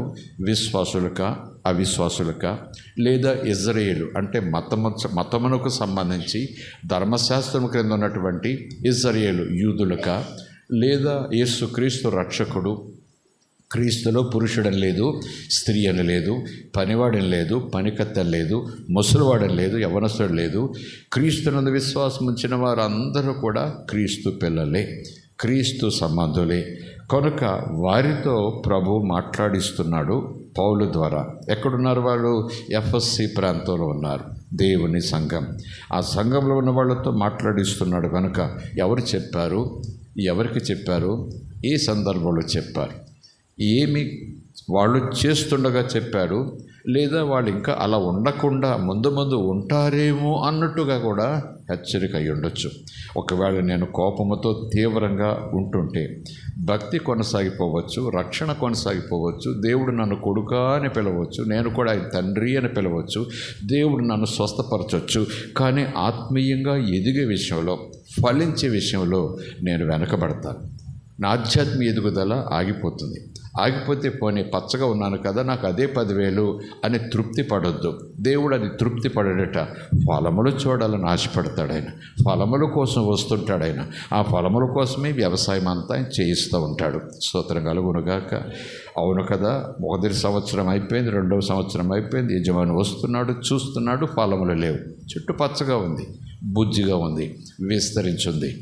సంవత్సరం తగినట్టుగా ఎరువంతా తీసుకుంటా ఉంది, నీరంతా తీసుకుంటా ఉంది. ఆ కాపరి, ఆ తోటమాలి పరిసరితో ఆ చెట్టు బాగా బలంగా పెరిగిపోతూ ఉంది. 2వ సంవత్సరం, 3వ సంవత్సరం ఎంత వైశాల్యమైంది ఆ చెట్టు అని యజమాని రావట్లేదు. ఎన్ని ఆకులు ఉన్నాయి అని రావట్లేదు. పచ్చగా ఉందా లేదా అది కాదు ఆయన ప్రయాస. ఏంటి చెప్పండి, అది ఫలించే కాలం ఒకటి ఉంది, సీజన్. ఆ సీజన్లో ఫలం ఉండాల్సిందే. స్తోత్రం కలుగునుగాక. ఆ సీజన్లో ఫలం ఉండాల్సిందే. సంవత్సరానికి ఏదో ఒక సీజన్లో అది ఫలించాలట. 5 సంవత్సరాలు అయిందంటాడు అక్కడ ఉపమానం. ప్రభు చెప్పారు, మొదటి సంవత్సరం అది ఫలించేసి ఒక్క పండైనా కనపడాలి, లేదు. సరే చూద్దాం, మరొక సంవత్సరం, మరో 5 సంవత్సరాలు. చెట్టు అయితే విస్తరిస్తూ ఉంది, బలంగా ఎదిగిపోతూ ఉంది. ఎక్కడ కూడా దానికి లోటు రాకుండా అన్ని ఏర్పాట్లు చేశాను. ఇక 5వ సంవత్సరం ఆయన అంటున్నాడు, దీనివల్ల ప్రయోజనం లేదు. అంటే అర్థమేంటి? అంటే దేవుడు ఏం కోరుతున్నాడు? కేవలమును దేవుని పిల్లలుగా ఉండటం మాత్రమే కాకుండా మనము ఆత్మఫలము ఫలించాలి. స్తోత్రం కలుగునుగాక. అది ఒక్కసారిగా వేలపళ్ళు కొమ్మలకు వేలాడాలా, లేదా అబ్బో చాలా సంతోషం, అదుగదుగో ఒక్క పండు కాసింది శ్రేష్టం అన్నట్టుగా వారానికొకట, నెలకొకట, సంవత్సరకొకట, ఏవైతేనే ఆ చెట్టు సామర్థ్యాన్ని బట్టి, చెట్టు లోబడే విధానాన్ని బట్టి అది ఆ ఫలములు ఇస్తూ ఉంటుంది, ఆ సీడ్ని బట్టి. కనుక ఎన్ని ఫలములు అని ప్రభు అడగడు కానీ ఒకటికొకటైనా నువ్వు కలిగి ఉండాలి కదా అన్నట్టు. స్తోత్రం కలుగునుగాక. సో ఆధ్యాత్మిక ఎదుగుదలకు ఆటంకం, ఆత్మీయంగా ఫలించుట కొరకు ఇవన్నీ కూడా అడ్డుపడుతుంటాయి. దేవుడు కోరే క్రీస్తు రూపం మనలోనికి రాకుండా ఇలాంటివన్నీ కూడా మనకు అంగవైకల్యం వచ్చినట్టుగా ఉన్న బ్యూటీని ఇవి తీసేస్తూ ఉంటాయి, ఆలస్యం చేస్తూ ఉంటాయి. మన పరుగును, మన ప్రయాసను, మన ప్రయత్నాలను, మన పోరాటాలకి ఇవన్నీ కూడా గాలి తీసేసినట్టుగా. చూడండి, ఆ టైర్లో గాలి ఉన్నసేపు చాలా వేగంగా, తేలికగా, ఎంత బరువైనా మోసుకుంటూ ముందుకు పోతుంది. ఎప్పుడైతే లోపల ఉన్న గాలి పోయిందో తనను తానే ముందుకు తీసుకెళ్ళలేదు అది. అలాగున ఆలస్యం, ప్రయాణం భారం అయిపోతుంది. ప్రయాణం చెమటలు కాచేలా ఉంటుంది. ఇక ప్రయాణం చేయలేమో, ఈ ప్రయాణమే మనకు భారమో అనేటటువంటి ఆలోచనలు వచ్చేస్తాయి. ఆత్మీయంగా మనం గమనిస్తే ఇలాంటివన్నీ కూడా లేకుండా వీలున్నంత వరకు బరువులన్నీ వదిలేసుకోవాలి, బరువులన్నీ తగ్గించేసుకోవాలి. స్తోత్రం కలుగునుగాక. ఎవరో పరుగు పందెంలో 400 మీటర్ల పరుగు పందెంలో పోటీ పడి వెళ్ళారట. ఆ వెళితే ఆ బరువులో ఒక వ్యక్తి నిలబడి ఉన్నాడు. ఒంటి మీద వస్త్రాల బరువు ఎక్కువగా ఉంది, కాళ్ళకు చెప్పుల బరువు ఎక్కువగా ఉంది, ఈ చంకలో ఏదో బరువు ఉంది, ఈ చంకలో ఏదో బరువు ఉంది, ఈ భుజం మీద ఏదో బరువు ఉంది, ఈ భుజం మీద ఏదో బరువు ఉంది. వెనకాల బ్యాక్ ప్యాక్ కూడా ఒకటి కట్టుకున్నాడు. మెడలో కూడా ఏదో బరువు ఉంది, నెత్తి మీద కూడా బరువు ఉంది. అందరూ కూడా ఏమండి, తక్కువ వస్త్రాలతో, తేలికైన వస్త్రాలతో చురుకుగా దూసుకుపోయి ఆ బరువు ఏది లేకుండా తేలిక దానం ఇచ్చే సెట్టైర్లో అందరూ నుంచున్నారు. ఈ వ్యక్తి మాత్రం పరుగు పందెంలో నుంచున్నాడు. ఆశ అయితే గొప్పతే, ఆశ అయితే మంచిదే, ఆశ అయితే పరిగెత్తాలి, ఆశ అయితే బహుమానం పొందాలి, తప్పేం లేదు. కానీ జ్ఞానం కలిగిన వాడు ఏం చేయాలి? ఎందుకంటే ఆశపడుతున్నాడు, నేను ఎలాగైతేనే నుంచుంటాను, బరువులు వదిలించుకుంటే నువ్వు బరువులు వదిలించుకుని ఆ డ్రెస్ వేసుకుని నువ్వు పరిగెత్తి, నీ పరుగు నీదే, నేను ఇలా పరిగెడతాను, నీకే పోయే అని ఆ వ్యక్తి అంటే ఎవరు అంటారు చెప్పండి? ఏంటిది, నాకు జ్ఞానం ఉందా, బుద్ధి ఉందా? అసలు లోకాన్నంతా కూడా భుజం మీద పెట్టుకొచ్చి ఈ పరుగు పందెంలో వస్తావా, నువ్వు బహుమానం పొందుతావా? పరుగెత్తే నీ కెపాసిటీ నీకున్న ఈ బరువు నీ పరుగుని ఆపేస్తుంది. 5 నిమిషాలకి నువ్వు అలసిపోతావు, మరొక 5 నిమిషాలకు నువ్వు కుప్ప కూలిపోతావు. మరొక 5 నిమిషాలు ప్రయత్నం చేస్తే నీకు చావు తప్పదు. కనుక తేలికగా సులువుగా పరిగెత్తాల్సింది పోయి ఎందుకయ్యి బరువులు నీకు అని జ్ఞానంతో ఆ టీచర్ చెప్పినా, ఆ పందెపు పోరాటం పెట్టిన ఆయన చెప్పినా, పక్కవాడు చెప్పినా నేను దాన్ని విమర్శగా చూసుకోకూడదు, దానిని సనుగుడుగా చూసుకోకూడదు. అతడితో నాకు బుద్ధి చెప్తున్నాడని నీ దారి నీది, నా దారి నాది, నీ పరుగు నీది, నా పరుగు, నేను ఇలాగ పరిగెడతాను, నీకేమైంది, నువ్వు అలా పరిగెడితే పరిగెత్తు, ఓకే గో హెడ్ అంటూ ఈ ఎదురు సమాధానం చెప్పే మనస్తత్వం అస్సలు మనకు ఉండకూడదు. దేవుడే చూసుకుంటాడు అంటూ తేలికగా వస్త్రాలు ధరించి హుషారుగా చురుకుదనంతో పందెపు రంగంలో పరిగెత్తుడు తగిన ఎనర్జీని, ఆ అభ్యాసాన్ని ముందుగానే నేను చాలా ప్రాక్టీస్ చేసి నుంచున్నాను ఆ పరుగు పందెంలో.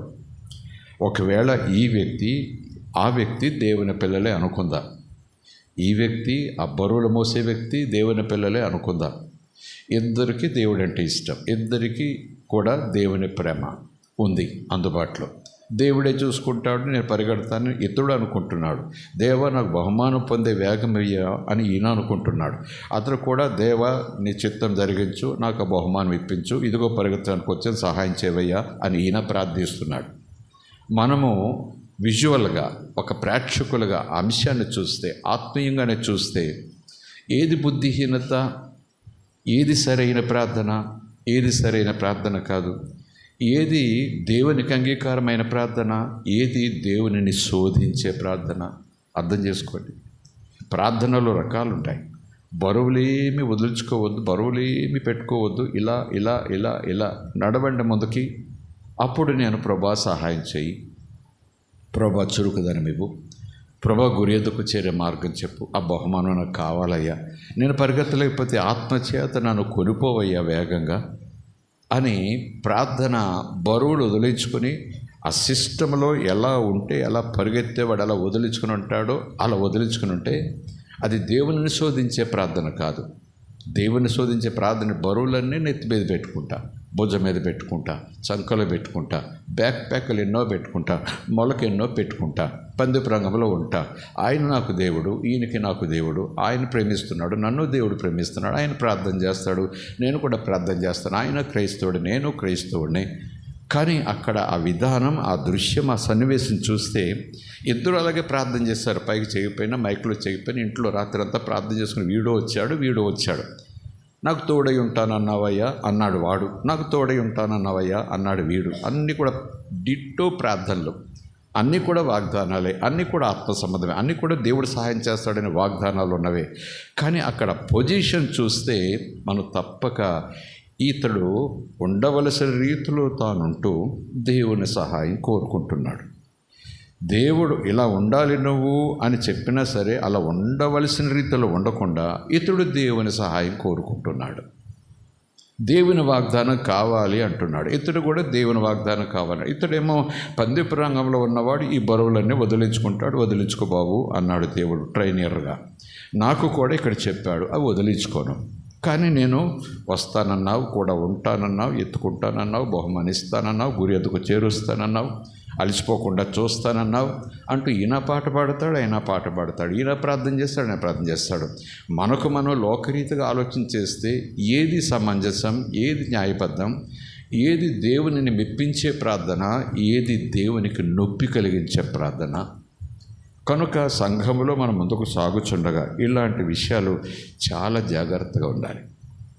పరిశుద్ధాత్మను శోధిస్తున్నట్టుగా, దేవునిని శోధిస్తున్నట్టుగా మనము రాంగ్ రూట్లో వెళ్తూ దేవుని సహాయం కోరుకోకూడదు. ముందు మనం రూట్ మార్చుకోవటానికి ఇష్టపడాలి. అది నాకు సాధ్యమైతే నేనే రూట్ మారిపోవాలి. నేను రూట్ మార్చుకోవడానికి ప్రయత్నం చేస్తూ ఉంటే నా శక్తి సరిపోకపోతే అప్పుడు ఆత్మ సహాయం కోరి నన్ను ఎత్తి ఆ మార్గంలో పడవేయవయ్యా అని ప్రార్థించాలి.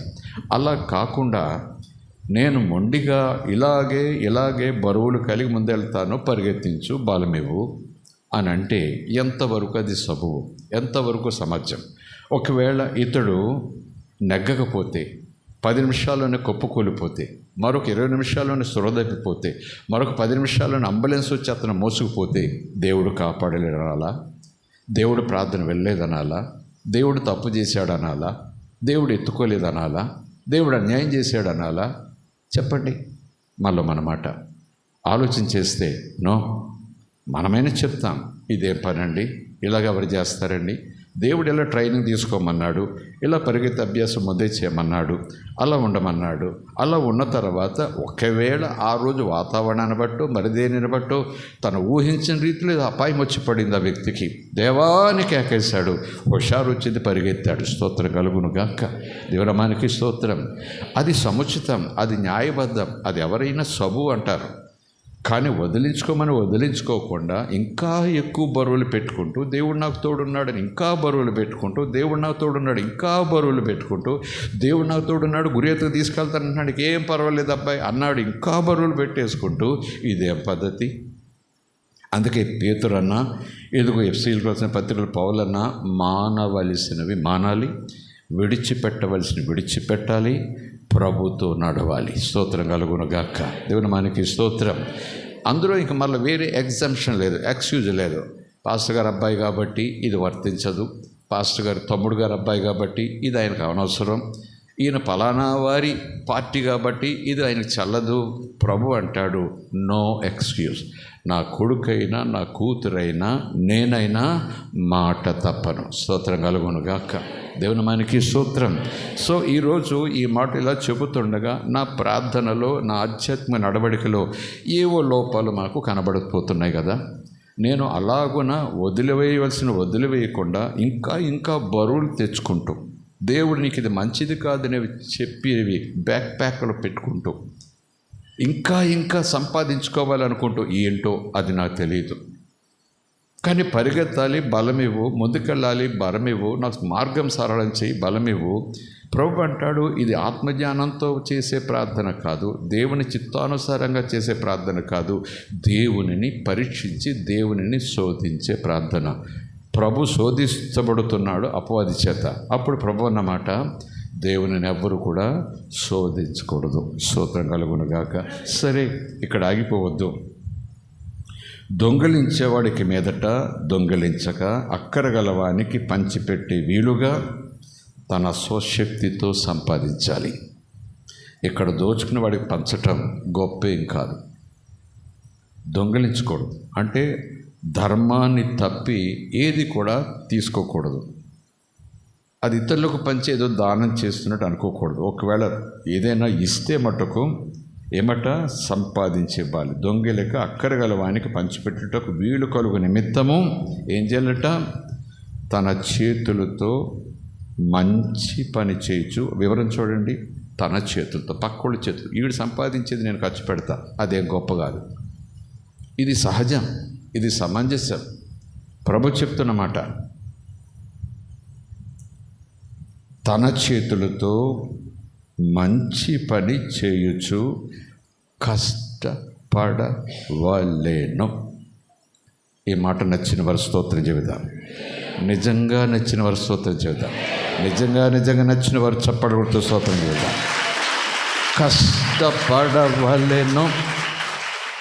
కష్టపడవలెను. కష్టములో ఆహా అనే మాట రాకపోవచ్చు. కష్టములో సుఖముల మాట రాదు కదా. కష్టములో అయ్యో అనే మాట రావచ్చు. కష్టం అంటే అర్థం ఏంటి చెప్పండి? కష్టం అంటే ఏంటి చెప్పండి? చెమట పడుతుంది అంటే వేసవికాలం ఒక్కపోతే ఆ చెమట కాదు నేను చెప్పేది.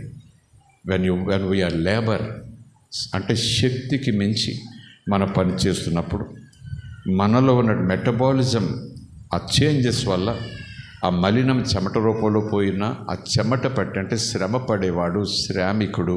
అంటే పనిచేసేవాడు కాదు, శ్రమ. పనిచేసేవాడు వర్కర్. లేబరర్ అంటే శ్రమ పడేవాడు. కోత ఎంతో విస్తారముగా ఉన్నది, పనివారిని పంపాలి. శ్రమతో పనిచేసేవాడిని పంపాలి. సేవ శ్రమ. పని కావచ్చు, అది శ్రమతో కూడినది. స్తోత్రం కలుగును గాక. హల్లెలూయా. దేవునామానికి స్తోత్రం. ఈరోజు నేను ఈ మాట తీసుకుంటా. తన చేతులతో మంచి పని చేయొచ్చు కష్టపడవలెను. తర్వాత 29వ వచనం, వినువారికి మేలు కలుగునట్లు అవసరమును బట్టి అనవసరమైన మాటలు మాట్లాడకండి అంటూ వినువారికి మేలు కలుగునట్లు అవసరమును బట్టి క్షేమాభివృద్ధికరమైన అనుకూల వచనమే పలకండి, మాట్లాడండి. కానీ దుర్భాష, చెడ్డ భాష ఎట్టి పరిస్థితుల్లోనూ ఏ రూపంలో కూడా ఎంతైనా మీ నోట రానివ్వద్దు. ఇది పౌలు గారు కాదు, ప్రభువే చెప్పారు. మాట జాగ్రత్త. స్తోత్రం కలుగునుగాక. ఏ భాష రాకూడదు? మంచి భాష రావాలి. దుర్భాష రాకూడదు, మంచి భాష రావాలి. ఇది ఆత్మీయ ఎదుగుదలకు ఒక గుర్తు, ఆధ్యాత్మిక ఎదుగుదలకు ఒక గుర్తు. కొద్ది రోజుల్లో నేను ఫలించబోతున్నాను అనే దానికి ఇది ఒక చక్కటి రుజువు. స్తోత్రం కలుగునుగాక. హల్లెలూయా. ఇలాగున ఉండకూడదు అనుకున్నా, నా నాలుక నా వశం కావట్లేదు, నా పెదాలు నా వశం కావట్లేదని నేను అనుకుంటే, ఆత్మచేత నింపబడు, ఆత్మవశంలో వెళితే ఆత్మదేవుడి నీకు సహాయం చేస్తాడు. స్తోత్రం కలుగునుగాక. సో ఈ మాటలన్నీ ఒక ఉదాహరణగా, మనం ఆజ్ఞగా ఎదురుగా యేసు ప్రభు చెప్తున్నారు. ఆయన ప్రేమించేవారు ఆయన బోధ వింటారట, ఆయన ఆజ్ఞలు పాటిస్తారట, ఆయన చెప్పినట్లే చేస్తారట, ఆయన వెనకాలే వెళ్తారట అని చెప్పేటటువంటి వారు ఈ విషయంలో నోవే, జాందేవ్ పోనివ్వండి, నా ఇష్టం. నిజానికి మాట ప్రకారం చూస్తే ఆత్మీయతలో ఇంత తీవ్రంగా మనం ఆశ కలిగి ఎదగాలి. స్తోత్రం కలుగునుగాక. హల్లెలూయా. రక్షణ పొందుట భాగ్యమే, ఎంత గొప్ప భాగ్యమో అందులో సందేహం లేదు.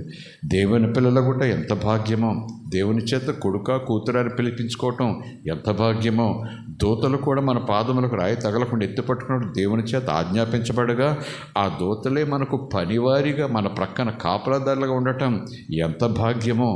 ఆ భాగ్యమును అనుభవించు సంగమా.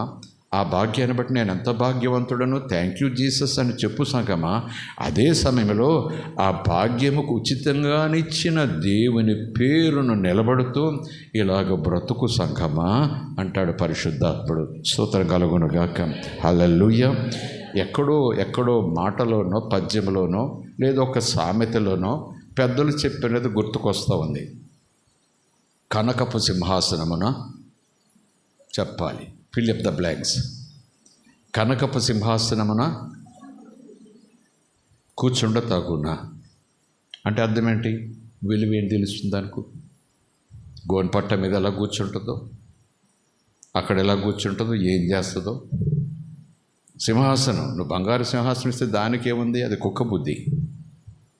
వజ్రాలతో సింహాసనం వేస్తే ఏం చేస్తుంది? దానికి కుక్క బుద్ధి అన్నట్టు పూర్వీకులు ఇప్పుడు ఏ తరాల క్రితం చెప్పారో మాట. కానీ చాలా వరకు అది ఆధ్యాత్మికంగా కూడా మనం చూసుకుంటే, ఆధ్యాత్మిక పాఠాన్ని ఒక ఉదాహరణగా పోలికతో మనం చెప్పుకుంటే, దేవుని పిల్లలు దేవుని పిల్లల్లాగా ఉంటారు, ఉండాలి, దానికోసం పోరాడాలి, పట్టుదల కలిగి ఉండాలి. స్తోత్రం కలుగునుగాక.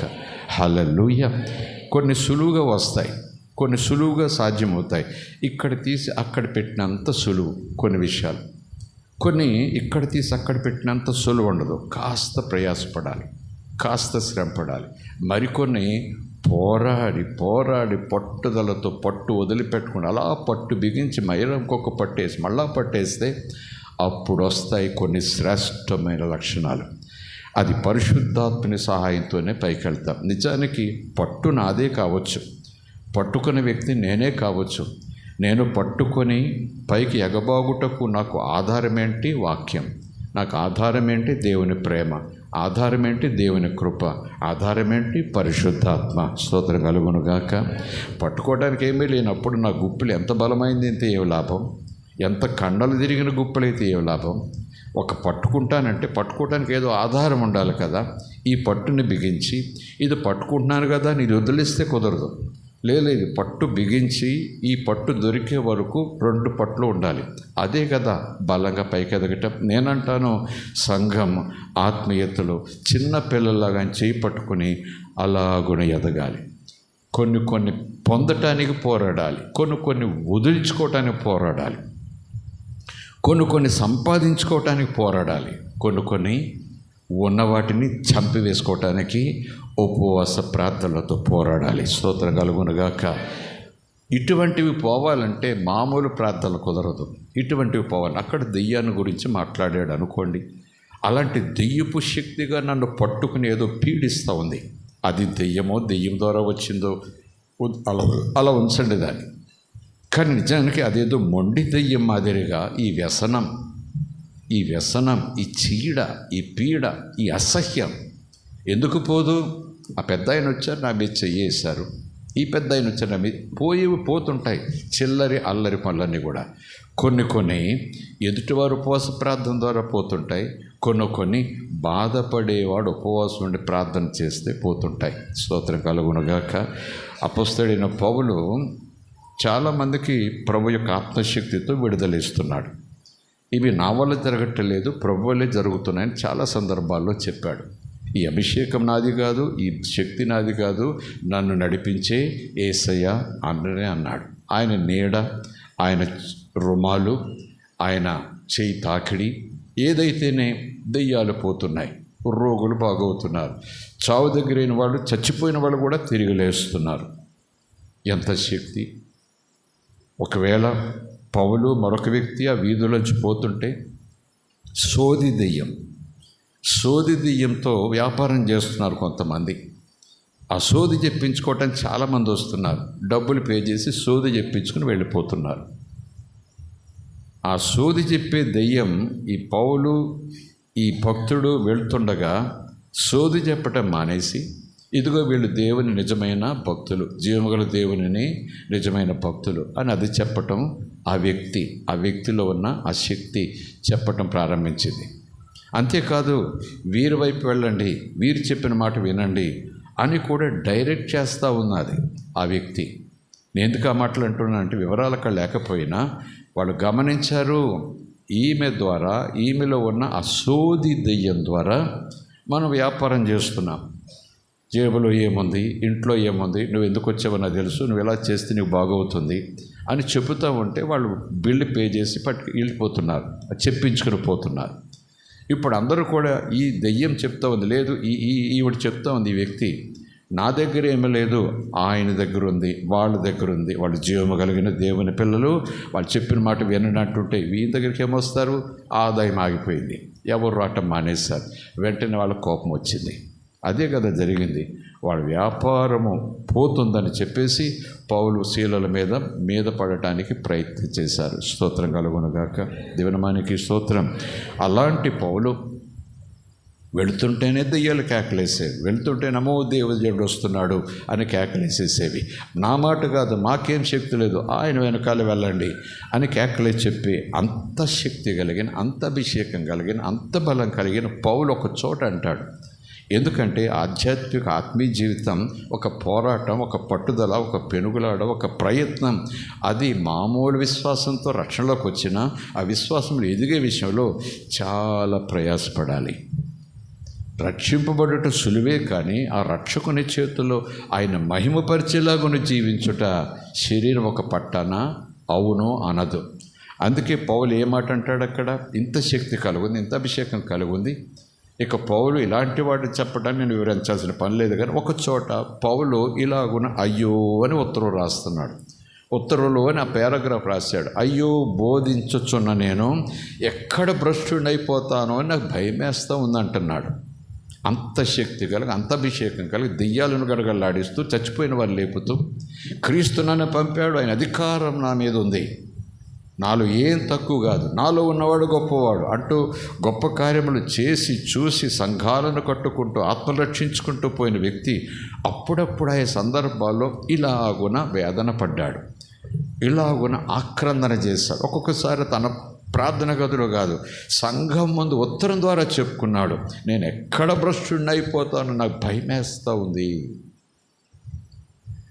బోధించుచున్న నేనే బోధలో నుంచి బయటికి తప్పిపోతానేమో, అబద్ధ బోధకుడిని అయిపోతానేమో, నాకు భయం వేస్తూ ఉంది, చేయకూడదు చేయాల్సి వస్తూ ఉంది, చేయవలసింది చేయలేకపోతున్న పోరాటం. అందుచేతనే ఒక చోట అంటాడు, ఈ శరీరంలో నేను మూలుగుతున్నాను. ప్రతిదానికి శరీరం అడ్డొస్తూ ఉంది, ప్రతిదానికి నా ఉద్రేకాలు అడ్డొస్తూ ఉన్నాయి. ప్రతిదానికి నా శరీర సంబంధమైన నిర్ణయాలు నా ఆధ్యాత్మికతను ఆపేస్తున్నాయి. స్పీడ్ బ్రేకర్స్ లాగా. ఎలాగా నేను దేవుని దగ్గర కుయ్యోమోరు అనటం లేదు. నేను చేయాల్సిన పని నేను చేస్తా, దేవుడు చేయాల్సిన పని దేవుడు చేస్తాడు. మరి ఏం చేసావయ్యా నువ్వు? ఇంత శక్తి కలిగిన వాడికి నీకెందుకు ఈ ప్రయాస? కేర్లెస్గా డ్రెస్ వేసుకుని వీధుల్లో అయ్యగారు వెనకాల పడుతుంటే ఊరేగు పో, ఎందుకు నీకు ఏడుపు పౌలు గారు అని ఈరోజు చెప్తే పౌలు గారు ఈరోజు నాలాంటి సేవకులకు ఈ మాట ఖచ్చితంగా చెప్తాడు. ఏంట భయం అని ఆయన ఎందుకు అనకూడదు మనం? కానీ ఆయన భయపడ్డాడట. అయ్యో నేను ఎక్కడ తప్పిపోతాను, అయ్యో నేను ఎక్కడ భ్రష్టుడైపోతాను. ఇన్ని ప్రసంగాలు, ఇన్ని బోధలు, ఇంత సేవ, ఇన్ని సంఘాలు, ఇంత దూర ప్రయాణం, ఓడల్లో ప్రయాణం, తుఫానులో ప్రయాణం, కొండల్లో, గిరిజనుల మధ్యన, బండల్లో, కోడా దెబ్బలు, ఎన్నెన్నో ఎక్కడ తప్పిపోతానో నాకు భయం వేస్తూ ఉంది. ఇంకో చోట ఈ శరీరంలో నేను మూలుగుతున్నాను కనుక ఏం చేస్తున్నాను, ఒక్కొక్కసారి శరీరం లోబడటం లేదు. అప్పుడు ఏం చేస్తున్నాను నేను? ఉపవాసములతోనూ జాగరములతోనూ నన్ను నేనే నలగగొట్టుకొనుచున్నాను.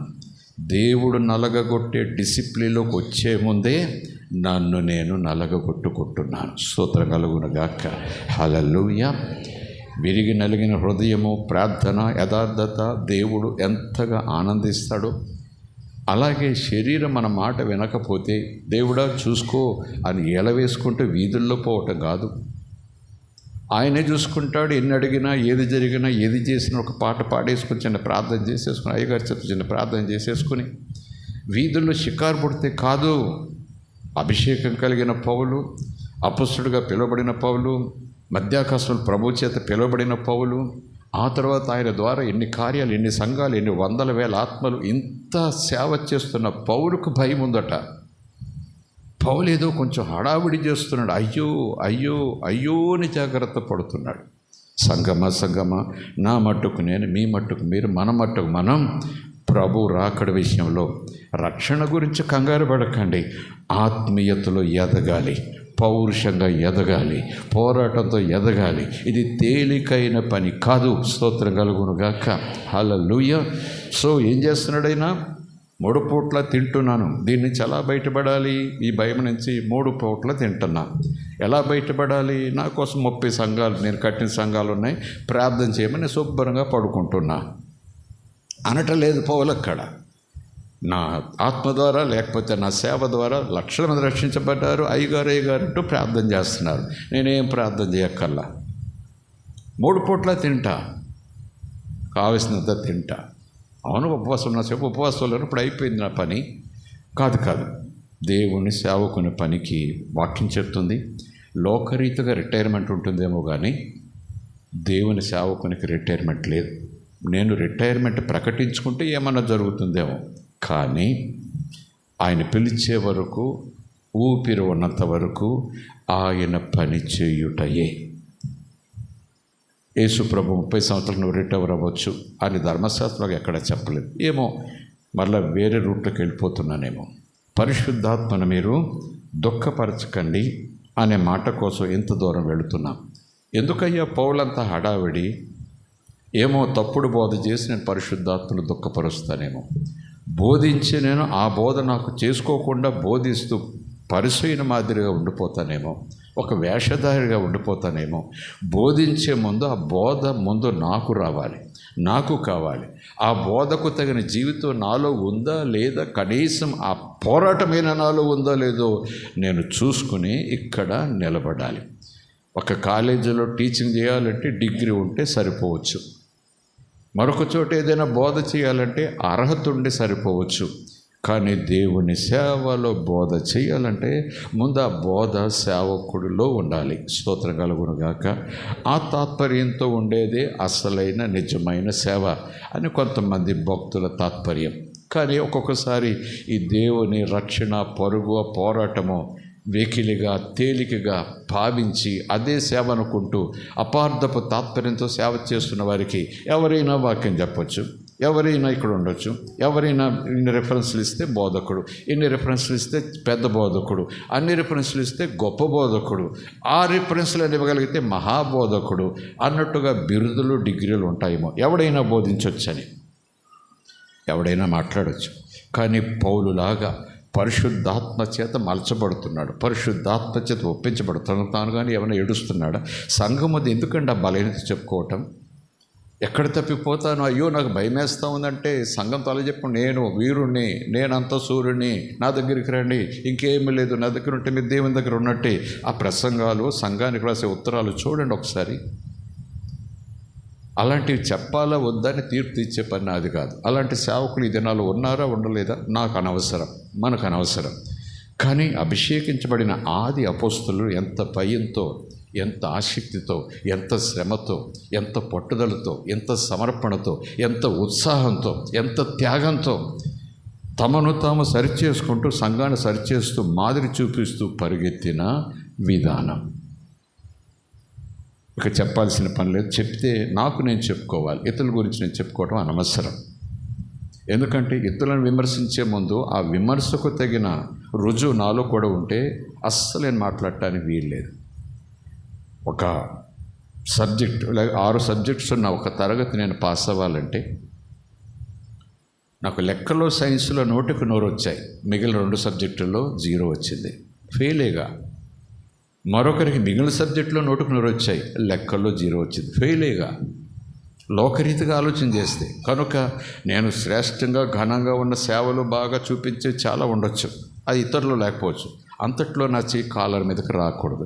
ఇతరులను వారిలో ఉన్న బలహీనతలు బట్టి విమర్శించే పని అది కాకూడదు. విమర్శించబడుటకు తగినది ఏది నాలో లేకుండా చూసుకుని ఆ హామీ లేఖనాలో నుంచి నాకు వచ్చిన తర్వాత నా మనస్సాక్షి నన్ను గద్దించని రీతిలో నా బ్రతుకును అలా తెచ్చుకున్న తర్వాత ఇతర సేవకుని గురించి నేను మాట్లాడాలి, ఇతర సేవకుల్లో ఉన్న బలహీనతను గురించి నేను మాట్లాడాలి. అంతవరకు నేను నోరు తెరవకూడదు. తీర్పు తీర్చే పని యెహోవాది. స్తోత్రం కలుగునుగాక. దేవుని మనకి స్తోత్రం. హల్లెలూయా, హల్లెలూయా. పరిశుద్ధాత్మను దుఃఖపరచకండి, సమయం అవుతా ఉంది. ఇక మీదట దొంగలిక అక్కరగలవానికి పంచిపెట్టుటకు వీలు కలుగు నిమిత్తము తన చేతులతో మంచి పని చేయొచ్చు కష్టపడాలి. యవనస్తులు కష్టపడాలి. సేవ కాదు కదండి, మేము చదువుకుంటున్నాము, ఉద్యోగాలకు వస్తామండి, కారులో తిరుగుతారు, ఓకే, లెట్ ఇట్ బి. కానీ కష్టపడాలి. స్తోత్రం కలుగునుగాక. వినువారికి మేలు కలుగునట్లు అవసరమును బట్టి, అంటే అనవసరమైన మాటలు మాట్లాడొద్దు. 2 విశ్వాసులు కలిసి మాట్లాడుకుంటున్నప్పుడట దేవుడు రికార్డ్ చేయటం మొదలెడతాడట. క్యాసెట్ ఉంటుందా, ఏ సెన్సార్స్ ఉంటాయి నాకు తెలియదు, మలాకీ గ్రంథంలో ఉందన్నమాట. 2 విశ్వాసులు దేవుని సంబంధాలు ఒక చోట కూర్చుని మాట్లాడుకుంటున్నప్పుడు ఆ మాటలన్నీ రికార్డ్ చేస్తాడని మలాకీ గ్రంథంలో ఉన్నట్టుగా మీరు చదివే ఉంటారు. ఎనివే, అవసరాన్ని బట్టి అంటున్నాడు, అనవసరమైన మాటలు వద్దంటున్నాడు. అవసరం బట్టి క్షేమము, అభివృద్ధి, అవి 2 కలగాలి మీ మాటల ద్వారా. క్షేమము, అభివృద్ధికరమైన అనుకూల వచనం పలకండి, కానీ దుర్భాష ఏదైనాను మీ నోట రానియ్యకండి అని చెబుతూ 30వ వచనం, దేవుని పరిశుద్ధాత్మను దుఃఖపరచకండి. ఎందుకంటే ఈ పరిశుద్ధాత్మను దేవుడు మీకు వరంగా, సహాయంగా, ఎప్పటి వరకు మీరు రక్షింపబడి మహిమలో చేర్చబడే వరకు కూడా మీ పక్కన గ్యారంటీ, హామీ ఇచ్చే వ్యక్తిగా పరిశుద్ధాత్మ ఉన్నాడు. ఆయన్నే ఏడిపిస్తే ఇంకలాగా మిమ్మల్ని సిద్ధపరిచేవాడు, మిమ్మల్ని పవిత్రపరిచేవాడు, మహిమలోనికి మీరు చేరే వరకు మీకు అండగా, దండగా, సహాయునుగా, స్నేహితునిగా ఉండేవాడు. ఒక ముద్ర, గ్యారంటీ. అంటే నేను ఒకరికి వాగ్దానం చేశాను, పక్కన ఒక ఆయన హామీ ఇస్తాడు, తప్పకుండా ఇతడు అలా ఉంటాడండి, నేను హామీ అంటారు చూసారా, అలాగ హామీ అన్నమాట ఎవరు? పరిశుద్ధాత్ముడు. స్తోత్రం కలుగునుగాక. ఆయన ముద్ర, గ్యారంటీయర్, రెవెన్యూ స్టాంపులు అంటాడు అనమాట, గవర్నమెంట్ స్టాంపులు అన్నమాట. ఆ హామీ కూడా దేవుడే పంపాడు. స్తోత్రం కలుగునుగాక. సో విమోచన దినము వరకు ఆయన యందు, దేవుని యందు, క్రీస్తునందు, ఆత్మ యందు మీరు ముద్రించబడి ఉన్నారు. ఆయన లేకపోతే, ఆ ముద్ర లేకపోతే మీకు గుర్తింపు ఉండదు, నో రికగ్నిషన్ అన్నట్టు. యేసు లేకపోతే గుర్తింపు ఉండదు. నా ద్వారానే తండ్రి, నా మార్గం ద్వారానే తండ్రి, నా నామములు అడగండి. నేను లేకపోతే మీరు ఏం చేయలేరు, మిమ్మల్ని తండ్రి అస్సలు గుర్తుపట్టడు అంటూ లేఖనాలు ఉన్నాయి. రాత్రి పురుషుల సహవాసంలో కొద్ది నిమిషాలు చెప్పుకున్నాం. రక్షింపబడిన వాడు ప్రభువునందు రక్షణ పొంది, ప్రభు నామమందు రక్షణ పొంది, ఆ రక్షణ భాగ్యాన్ని ఆస్వాదిస్తూ ప్రభు వల్ల స్వీకరిస్తూ చిత్తానుసారంగా ముందుకు వెళ్ళే వ్యక్తి తప్పుడు బోధ వల్ల యెహోవా సాక్షులనండి యేసు నామాన్ని పలకనివ్వరు, యేసును ప్రభువుగా పలకనివ్వరు. యేసు నామలో ప్రార్థన చేయటం తప్పు, పొరపాటు, అది పాపం అంటారు. ఆడు వెళ్ళిన తర్వాత చెప్పేది ఇదే, ముందంతా కూడా లైన్లో తీసుకెళ్తారు, ఇదే కరెక్ట్ అన్నట్టుగా కొన్ని వందలు వచ్చినా చూపిస్తారు. ఆ తర్వాత నెమ్మదిగా యేసు పేరు నోట్లోకి రాకుండా వాళ్ళు చేస్తారు. వాళ్ళు కాదు, వాళ్ళ వెనకాలన్న ఆ వ్యవస్థ వెనకాలన్న మహా చీకటి దూత. యేసు అంటాడు, నా ద్వారానే, నా నామముననే, నా ద్వారా తప్ప నన్ను తండ్రి పంపాడు. ఆ రోజు పరిసయ్యులు కూడా అదే, యూదులు కూడా ఈ రోజుకి అదే. నువ్వు మరియ కొడుకువి, ప్రవక్తవైతే అయి ఉండొచ్చు, కొన్ని శక్తులు నీకు ఉంటే ఉండొచ్చు, దేవుని అభిషేకం నీ మీద ఉంది, ఓకే, లెట్ ఇట్ బి. కానీ నువ్వు దేవుడు కాదు, నువ్వు దేవుడు, నువ్వు కుమారుడు ఏంటి, మీ ద్వారా మేము దేవుడి దగ్గరికి వెళ్ళటం ఏంటి అనే నానుడు అక్కడ ఉంది, ఇజ్రాయేల్లో ఇప్పటికీ ఉంది. ఈ యెహోవా సాక్షులు కూడా యెహోవా అయిందే రక్షణ, యెహోవా నామంలోనే ప్రార్థన, యెహోవా కృప, యెహోవా ప్రేమ, యెహోవా దయ. యేసు పలికితే పలకండి, ఆయన నామంలో అనకండి, యేసు అని ప్రార్థన చేయకండి. ఆ ప్రభు బల్ల అస్సలు తీసుకోరు వాళ్ళు, ప్రభు బల్ల వాళ్ళకి అసహ్యం. యేసు రొట్టె, యేసు శరీరం, యేసు రక్తం ఏంటి, ఎక్కడుంది యెహోవా అంటూ ఆ బలి దగ్గరికి పోతుంటారు. అందుకే అంటున్నాను నేను, మనము జాగ్రత్తగా ఉండకపోతే ఇంత దూరం పరిశుద్ధాత్మను, దేవుని ఆత్మను కూడా నొప్పించే స్థితులలోనికి మనం వెళ్ళిపోతాము. స్తోత్రం కలుగునుగాక, హల్లెలూయా. సో దేవుని పరిశుద్ధాత్మను దుఃఖపరచకండి. పరిశుద్ధ గ్రంథం అంతా పరిశీలన చేస్తే చాలా విషయాలు ఉంటూ ఉండొచ్చు, ఓకే, లెట్ ఇట్ బి. కానీ ఇక్కడ అబద్ధం ఆడితే పరిశుద్ధాత్మకు దుఃఖమట. మానవలసిన మానకుండా భక్తిని కొనసాగిస్తే అది పరిశుద్ధాత్మకు దుఃఖమట. ఇది మానవయ్యా, అది చేపట్టుకోవయ్యా అని ఒక పాఠం చెప్పాడు ఆయన ఎప్పుడు, వారం క్రితం. ఈ వారం మానేవా, ఇది పట్టుకున్నావా, లేదండి, అయితే మాను, పట్టుకో. మళ్ళీ నెక్స్ట్ మంత్ వచ్చారు ఆయన, మానేవా, ఇది పట్టుకున్నావా, లేదండి, మళ్ళా ఇది ఏమవుతుంది? పాఠం లెక్కలేదా, పాఠం చెప్పేవాడు లెక్కలేదా, భవిష్యత్తు లెక్కలేదా అనేది తప్పకుండా వ్యక్తికి అవగాహన కావాలి కదా. మనలో మన మాట. స్తోత్రం కలుగునుగాక, హల్లెలూయా. ఇది దేవునిని శోధించినట్టు అవుతుంది కదా. నిజానికి నేను చెప్పినా, నేను పలికినా, నేను మీ ముందుంచి మనం కలిసి ధ్యానం చేసుకుంటున్న ఈ 7 మాటలు పరిశుద్ధాత్మను ఆర్పివేయటము, దుఃఖపడటం ఒకేది కావచ్చు. ఆయన ఎదిరించడం కూడా దాదాపు అలాంటి భావమే రావచ్చు. పరిశుద్ధాత్మను దూషించడం కూడా ఇలాంటి భావమే రావచ్చు. పరిశుద్ధాత్మ వ్యతిరేకంగా అబద్ధం మాట్లాడటం కూడా ఇదే కావచ్చు.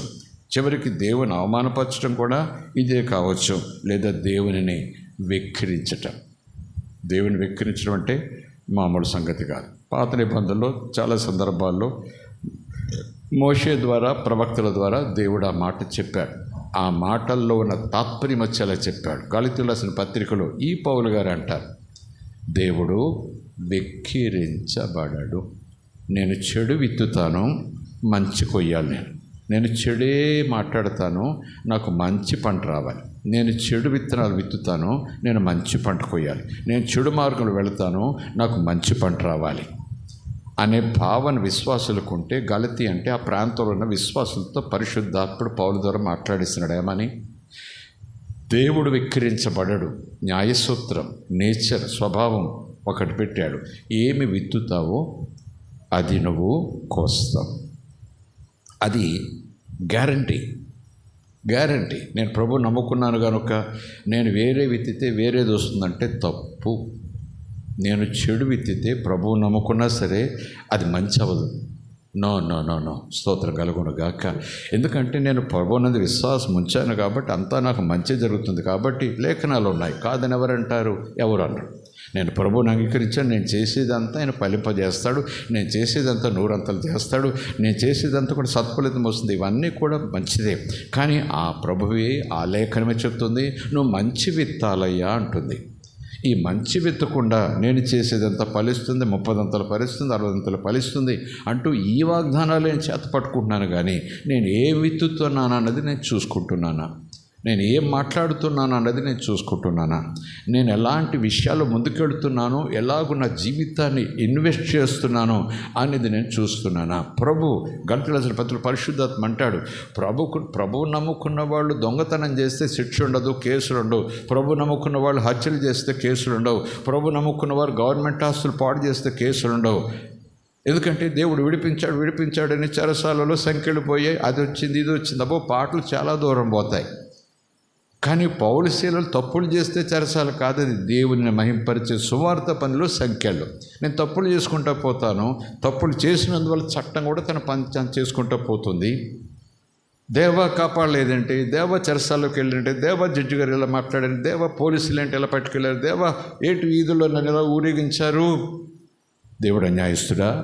ఏం కాదు, సత్యం సత్యమే. స్తోత్రం కలుగునుగాక. ఒక చోటు ఉంటుంది, నిప్పు చేత్తో పట్టుకుంటే కాలకుండా ఉంటుందా? నువ్వు క్రైస్తవుడు అయితే కాలకూడదు కదా అన్నట్టు కొంతమంది విశ్వాసుల దేవుణ్ణి శోధించే తీరు. నేను నిప్పు చేత్తో పట్టుకుంటాను, నాకు కాలకూడదు, ఎందుకంటే నేను యేసు బిడ్డను కాదు, కాలుతుంది అని ప్రభు అంటాడు. ఒడిలో నిప్పేస్తే ఒడి కాలకుండా ఉంటుందా? కాలుతుంది. అందుకే అలాంటి తాత్పర్యంతో నిప్పు వేస్తూ ఏమేమో చేస్తూ దేవుడు దేవుడు దేవుడు అంటే మీరు అలాంటి తేడా జీవితం వద్దు. మీరు పోరాడాలి, మంచి మాట్లాడాలి, మంచిలో ముందుకెళ్ళాలి, మంచిని కౌగలించుకోవాలి. ఆ విషయంలో మీకు చెడు ఎదురవుతే మీరు ఏం భయపడకండి, దానిని అన్నీ సరిచేస్తాడు. మీరు చెడులోకి వెళుతూ మంచి జరగాలని కోరుకుంటారు. మీరు ఇతరుల మీద రాళ్ళు వేస్తూ ఇతరులు మీ మీద పూలు ఇవ్వాలి అని అనుకుంటే ఎలాగున్నా, ఇతరుల మెడలో మీరు పిడకల దండ వేస్తూ మీకు అందరూ కూడా పూలదండలు వేయాలి అని ఆశిస్తే ఎలాగా? అది న్యాయసూత్రం కాదు, అది అసలు సృష్టిలో భాగమే కాదు.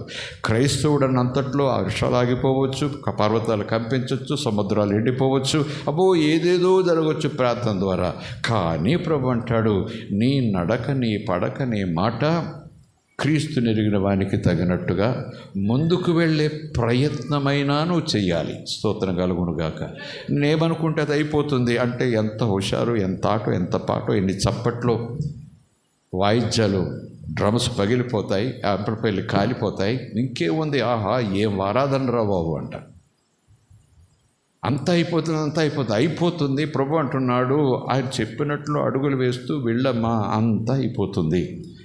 అవ్వకుండా ఒకవేళ నువ్వు మంచికి పోతుంటే చెడు వదులుతట్టు చెడు చేయకు, మంచి చేస్తూ ముందుకు పో. ఆయన నీకు ఎదురొచ్చే చెడును మంచిగా మారుస్తాడు. లేదా చెడు చేసేవారికి ఆ చెడు తిరిగి వెళ్ళేలాగున ఆయన అడ్డుకుంటాడు. స్తోత్రం కలుగునుగాక. వాళ్ళు విత్తేది వాళ్ళు కోస్తారు, నువ్వే కోయాల్సిన పని లేదు. వాళ్ళు విత్తేది వాళ్ళు కోస్తారు, ఎవరికైనా అదే సూత్రం.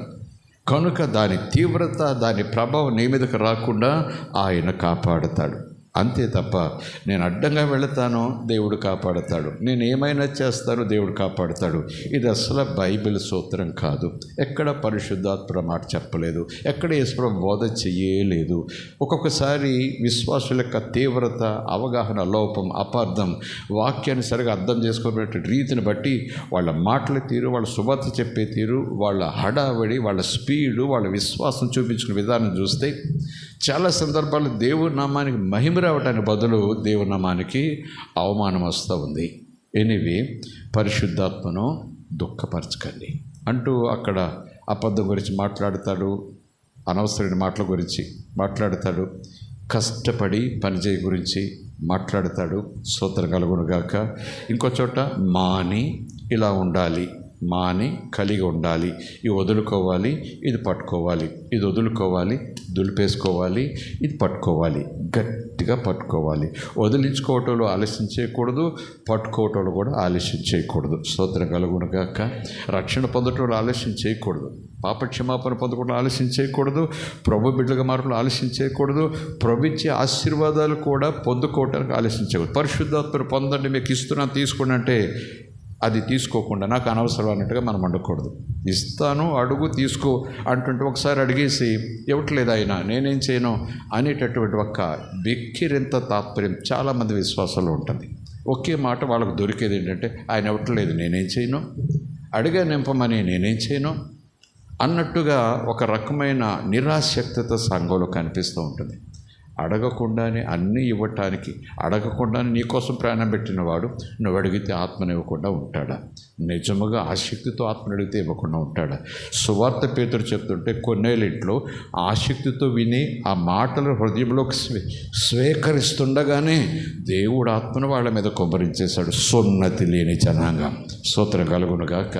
సున్నతి లేని జనాంగం ఇంకా బాప్సం పొందలేదు. వాళ్ళు ఇంకా బాప్సం పొందకుండానే ఆత్మను అందరి మీద కుమ్మరిచ్చేస్తే పేతురు గారు స్టన్ అయిపోయారు. వారు మనసు పొందలేదు, ఇంకా బాప్సం పొందలేదు, ఇంకా ప్రభు అంటే ఏంటో తెలియదు. ఇప్పుడు సువార్త చెప్తున్నారు, ఇదేంటి ఆత్మను కుమ్మరించేస్తున్నాడు ప్రభు అంటూ అడ్డుపడలేదు. ఏమన్నాడు? దేవుడు తన ఆత్మను కుమ్మరిస్తూ ఉంటే ఇక వీళ్ళకు రక్షణ లేదని నేను ఎలా చెప్పగలను?